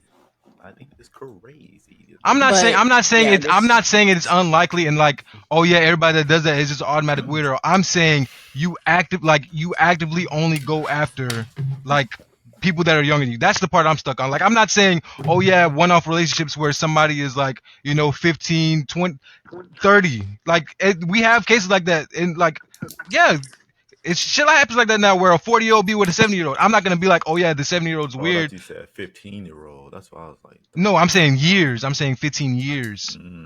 So I'm saying like I'm not saying like those cases can't happen. But when you're actively saying I'm only dating the younger demographic, I think I'm gonna look at you like a weirdo. Like I think that's just odd behavior regardless of gender. Like I think that's just odd behavior. Like that Even that though shows me that care you about the double standard of it all. I do think you really care about the double standard of it all. I mean, I think I just hold accountability for both ends. I don't really care about that the fact that nobody else does. It's just the fact that I feel like I'm gonna just look at it as a weird thing in general. Like I think like I said, it's literally just the wording of I only date younger people. Like it's that general statement. I only date younger people. Because and then also like accompanied with the fact that I actively avoid people like my age because of da da da da. I'm not saying what she's saying is wrong because I mean we have parents that are of that age or around that same age, and it's like, yeah, we do see the toxic masculinity and toxicity that they have in those age ranges. I'm not disagreeing with any of that, but I'm saying for you to completely. I'm not saying anybody personally, just saying we know niggas like that. But with that, for you to cut off an entire demographic because of something like that shows me that you are not able to overcome a true obstacle. So you have to like it's just nasty manipulation. And I say personal, like it's grooming, but I actually I don't understand why y'all disagree with it, but I see why y'all say it, and I just disagree with y'all. But we can move on. Joe thinks that is incredibly unusual, and the majority of us think that is just usual. And we've got Carl at the top showing us that academics meme live in real time. Okay, let's let's move on to the last topic. So strong, kind of smart circling. woman. Yes. Heavy on the women. Heavy on the strong. Love that woman. Kind of circling back to Sinners a bit. You said what? Oh, nothing. Okay. Kind of circling back to Sinners a little bit. Hailee Steinfeld went. Steinfeld. Yeah, Hailee Steinfeld went on a press tour, and she catered her press tour a bit around being a quadroon. I want to. What? Excuse me? What? Can I not say that? What is that? 25%. It's basically someone who is like 15 to 25% of African ancestry and is white passing. Why does it sound like a slur? It might be. Shit, it might be. I don't know. Well, wait, Kiana, I don't think so. You didn't present me with this properly. I didn't finish. But when we talked about it before, you told me that she did an ancestry thing, and she found out. She's in this clip. She says it was her grandpa. No, yeah, she knows. Yeah, her grandfather is. Her grandfather is. The whole thing was that she talked to her mom more about her grandpa, but it sounds like she always knew. No, I don't think so. How are you not going to know who your grandpa is? No. She said because that's a common thing for them to not know, like their grandfather's heritage and stuff. She said she was like digging deeper into it, and then she found out what? Nothing. I wasn't speaking for her. I'm saying that's not an uncommon thing that people don't know, like the heritage of like. Anyways, but. The way she was speaking about it was as if like this movie and this whole experience made me look deeper into my roots and my ancestry, and I found this thing out. No, that wasn't the conversation. It was on the Jennifer Hudson show. Like that's not what she said in the clip. She said it brought me to understand more about it, but just to hear more stories about her grandfather. Not finding out that her grandfather is half black. It's just hearing more stories about. Why bring that up then? That's even weirder. Why bring up the fact that your grandfather is half black now? Because the movie. That's weird. I think if Ryan Coogler is cool with it, then Yeah, it's I unusual. don't know. It's I rough as think it's fuck. unusual, and it comes Yeah, off a bit disingenuous. Yeah, I actually fuck with Hailee, she's but yeah, fine though, it's but weird. It's very weird. I think yeah, she's real unusual fine. as fuck. Like I get what you're It's saying, like Uh, you Luis, this using it is as but this a is not a good look for promotion. me. yeah, You're Yeah. using, but no, she's saying it because she's using it as like a promoting yeah, tactic, like you right? said, she's like you said, Luis, she's like cause the movie Damn and that like that's Josh nasty. Allen. Like that's like I like as a passing view, I'm not. I swear I'm not trying to be funny or make it one of those things. But as a passing viewer, I understand it. As a black person, that's Actually, weird as fuck. Like that, like actually, you're like, cause you yourself, like as somebody that like you weren't really thinking of it like to that degree. You're like, oh, I mean, look at what the movie is about, and like she's just trying to like relate to it in some form and like put that as a form of promotion. That's weird as but Like for fuck. if That who you her but waited if till. she but knew for who if her Wait, she one at a knew time. One hold at a on. time. If but having watched the movie, knowing what her character is and her relation to the other characters, yeah, I think stories about your half black grandfather and what he had to go through being half black is relevant to her role in the movie. it took this movie for you to actually want to do the research, though, I think Yeah, that's that's weird. like that's And what makes it seem now disingenuous. it's like if Yeah, you that's knew what your makes it seem grandfather, that's disingenuous. why like it would be worse to me if it's like I knew my grandfather was half black this entire time, and it took this movie to want to do research and like and connect with that And side of publicly my say this. ancestry. It's cool if that's what it made you But do. Kiana, But what you other moment using would she that, have to say that? you using that as a promoting tactic is the weird shit to me. That's the unusual Yeah, part to me. that's what makes It's it like weird. this It is the makes it time that you disingenuous. decided to do it when you were doing this movie. On the And like Jennifer Hudson show. now that you figured out that like not even figured out, now this is the time that you wanted to fucking do it. When you do it, the one time that you do it or the time that you do it, you're gonna use it as a promotion tactic. That's weird. It Yeah, feels it's weird. disingenuous. It feels It's like disingenuous for sure. it feels like, oh, I'm kind of doing this and I'm tapping into this, and oh shit, I can use this as a way to like make me look good in the light. Like it's a weird thing. Like it just seems very weird to do. Very weird. Yeah, I Very think it's weird. weird. If she knew, I I think it looks worse if she knew. Oh I yeah, if she also knew, just definitely worse. I also just want to like Whatever, add shit. a great example. I think of this on the positive side. I think Lupita Nyong'o is a great example of someone who has a track record, whether it's through press for film or a show or just a candid interview where she's talking about her Mexican heritage before. Like, I know it was brought up around the Black Panther 2 press junket, but that's like information that was known significantly before that, her being multilingual. I think that's a great example of saying it when it's not relevant to what you're currently working on. I think another great She was example. born in Mexico, though.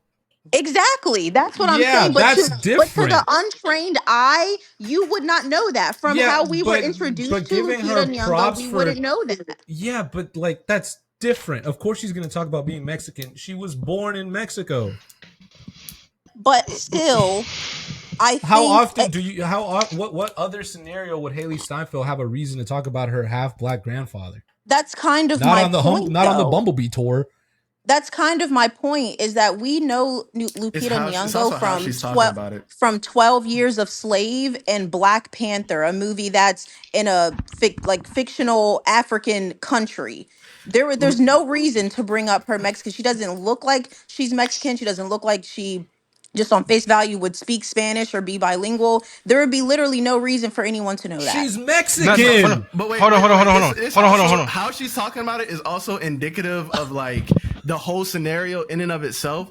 Because you're saying like, when other time would she have to bring it up? If she genuinely, I don't even want to say she don't care, but if it was like a genuine care and she actually had like a prior experience and an understanding, she would speak more with a keen understanding of like, yeah, like this kind of, I was able to relate to this because my grandfather did this, that, and the third. And it wouldn't be like, oh, this movie made me want to do this. Like it really made me want to go and experience and stuff like that. It's not more like a natural thing. It doesn't feel natural. It feels like, oh, you only cared to do this because of the movie. Yeah, I And did you this found out movie, some and I was cool like, things. man, am I black? And in the process of you finding out some cool things, let me Weird, use dude. this as a It's promotion tactic, and it makes me look like a certain way. Like, yeah, oh, she's this, that, and the Luis. third. It's like how she's doing it is like, you don't think that that's like a weird thing?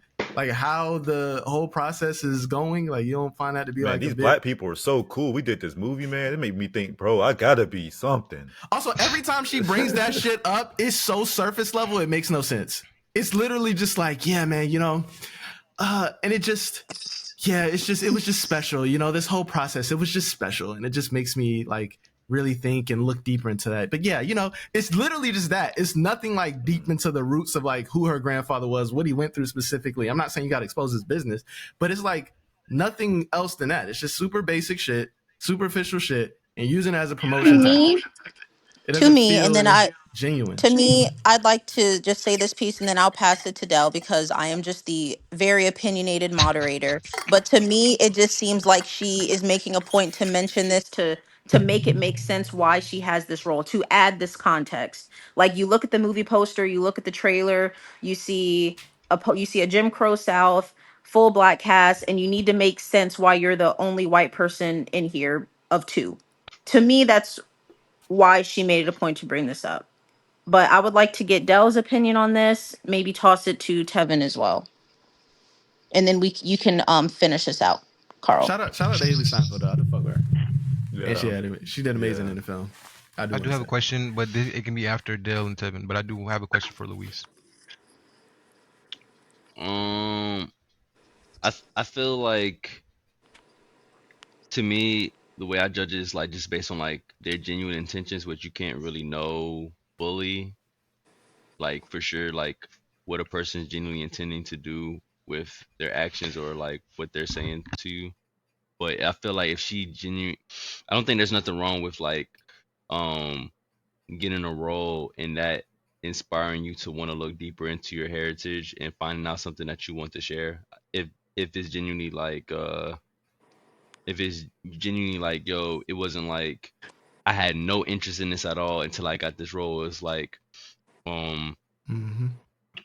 like I was interested in this before, but never had was inspired to look deeper into it until I got this role, and you know, this motivated me to like look deeper. Like if this like came from a genuine like place, like in good faith, she just wanted to like learn more about her history just because this movie inspired her to do that. I don't think nothing's wrong with that. Um, if if what y'all are saying is like she's using this newfound information to like, appeal more like relatable or like more like inclusive or whatever to a certain group of people, I think that's like weird. But um yeah, it all depends on like how genuine and like authentic is she trying to be like with what she's doing. um and I feel like that's just something you won't know. Like you just have to like up to your interpretation, like take what's being said or done and go from there. But um I don't think there's nothing wrong with it. Just like in the actions itself, it just kind of all depends like what place it's coming from. Okay, Tevin. Yeah, I feel like similar way Dell does. 'Cause I haven't seen the movie and I haven't seen any of her clips, so I don't really have the context.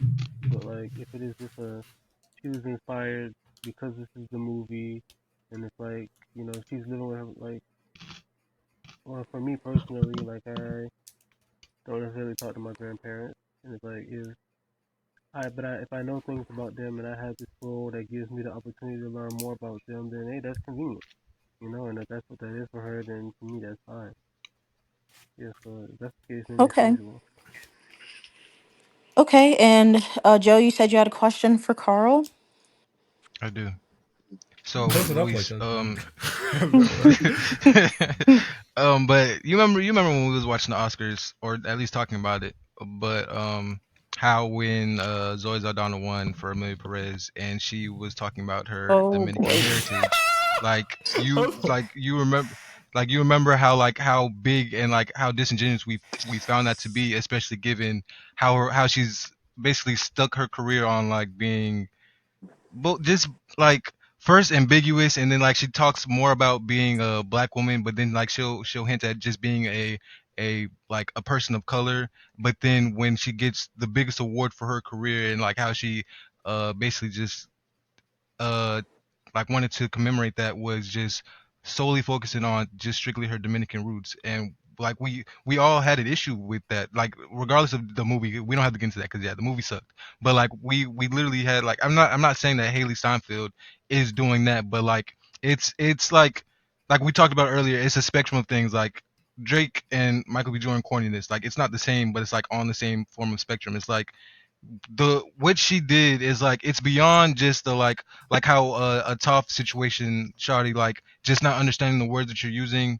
but just bring in the terms of like what Dale and Sean said, like and even Josuke, not even that I didn't care, but I didn't look into my heritage for real. But now I have this thing that connects me to this media that I'm in right now, and I can use that to bolster both it and me. And then like, and this is why I say, like, I'm not trying to like alienate you or make it seem like I'm singling it out, but like it's literally a thing in the black community how people like try to use certain cool points to make like to up themselves, to make themselves like appeal to more people. And I know you've seen it, but like that, like it's like the little subtle things like this that just make it even more annoying, because it's like I'm not saying that you, but like people will be like super hard bent on like what, like, yeah, like of course she's gonna do that. She's part black, so of course she's gonna talk about it and like really hammer home like, why do you care that, like, why does it affect you?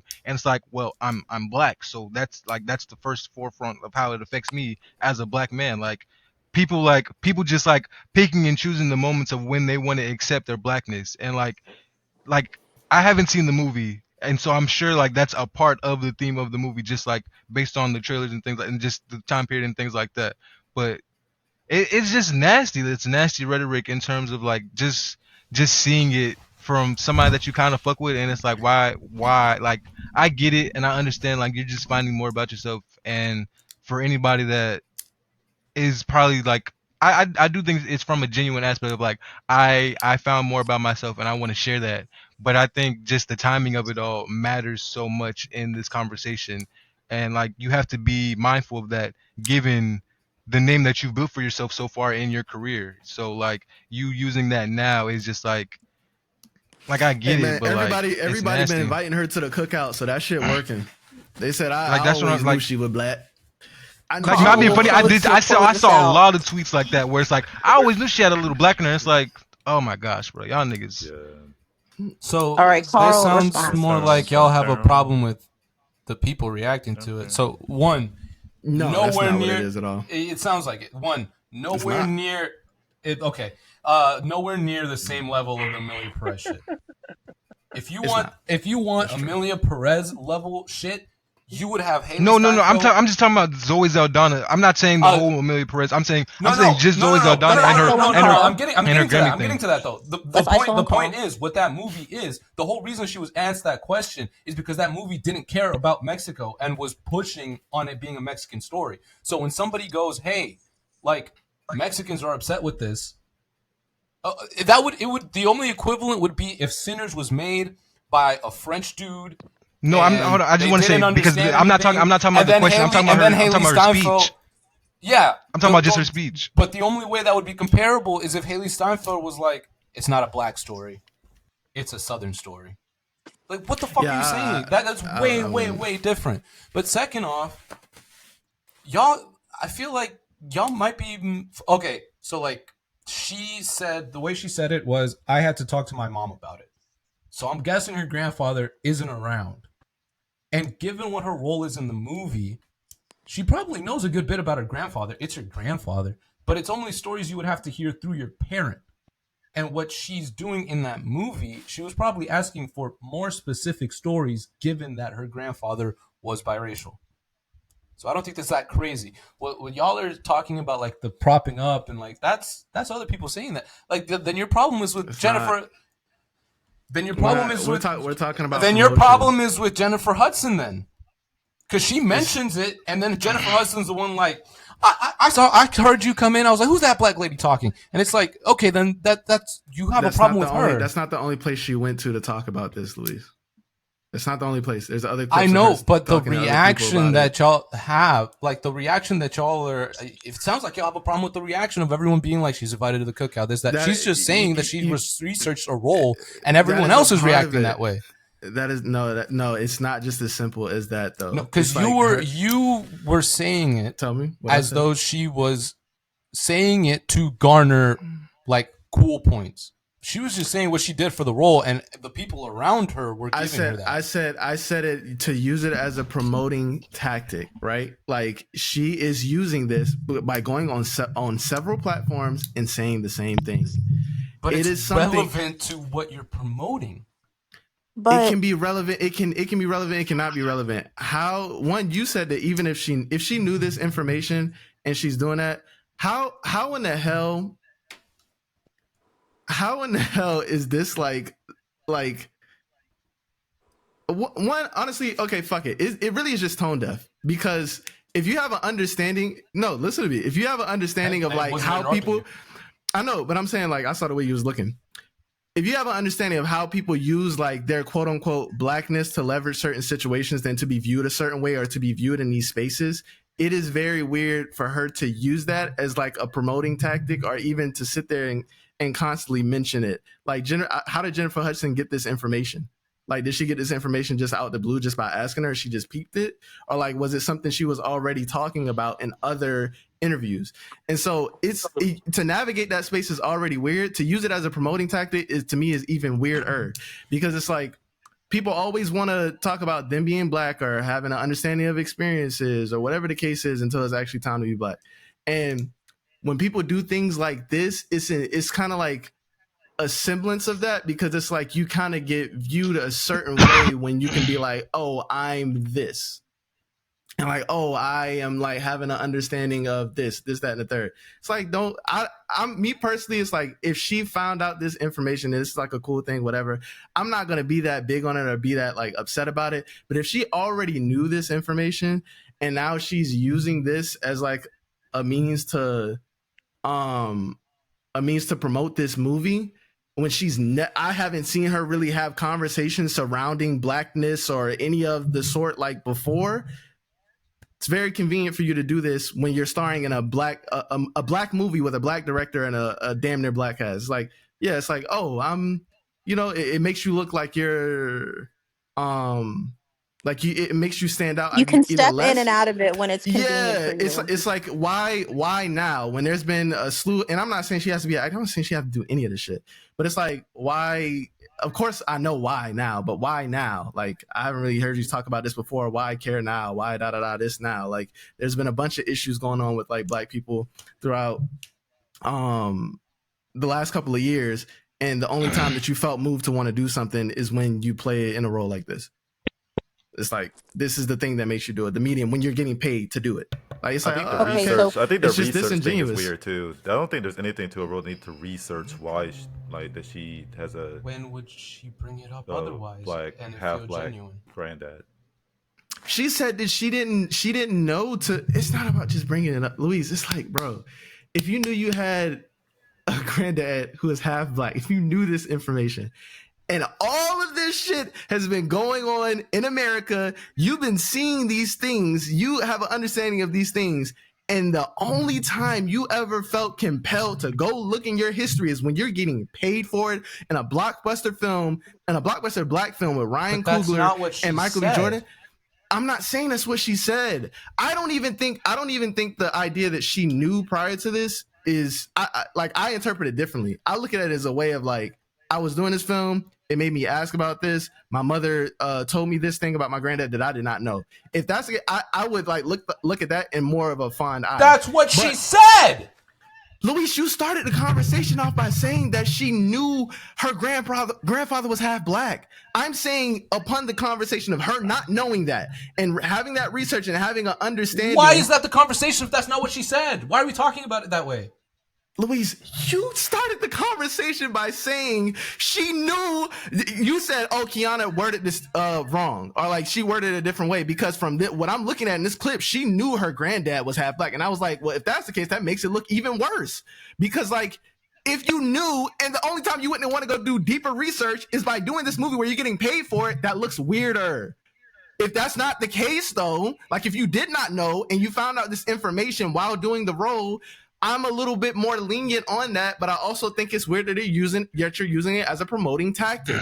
And it's a bit tone deaf because I know how like people react to this thing, because at the end of the day, that don't mean like she assimilating with that. That don't mean nothing. That shit don't mean nothing, bro. But it does a certain thing. Like, you if you're smart and you know what you're doing, you know how that makes you look.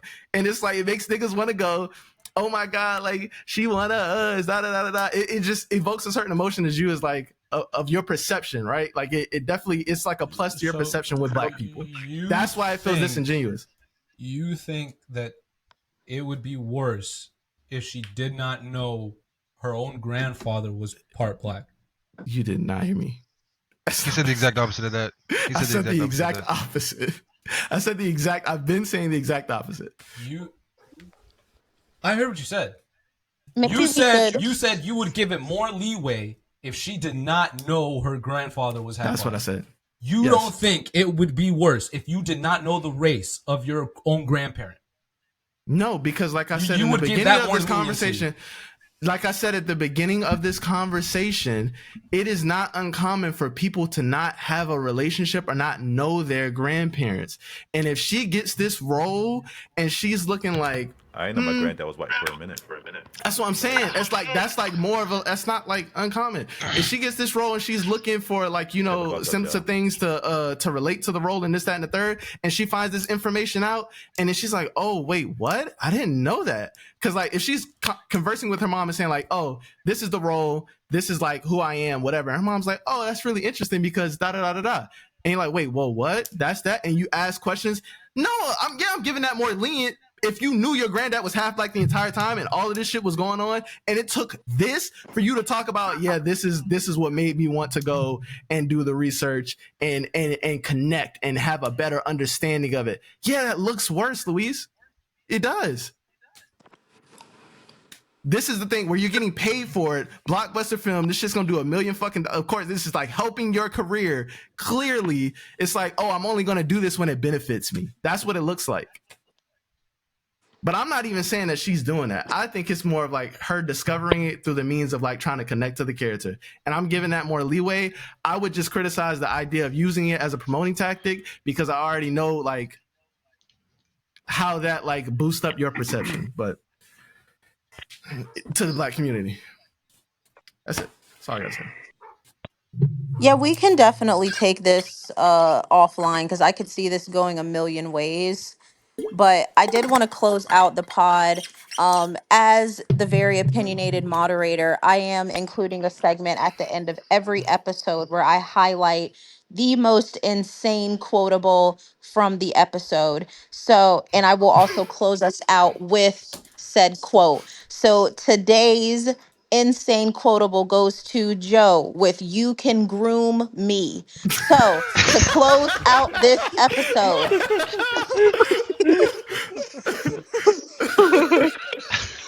let's see who gets it on episode 3. So peace, blessings, love, and you can groom me. That. Thank you, everybody. Stop.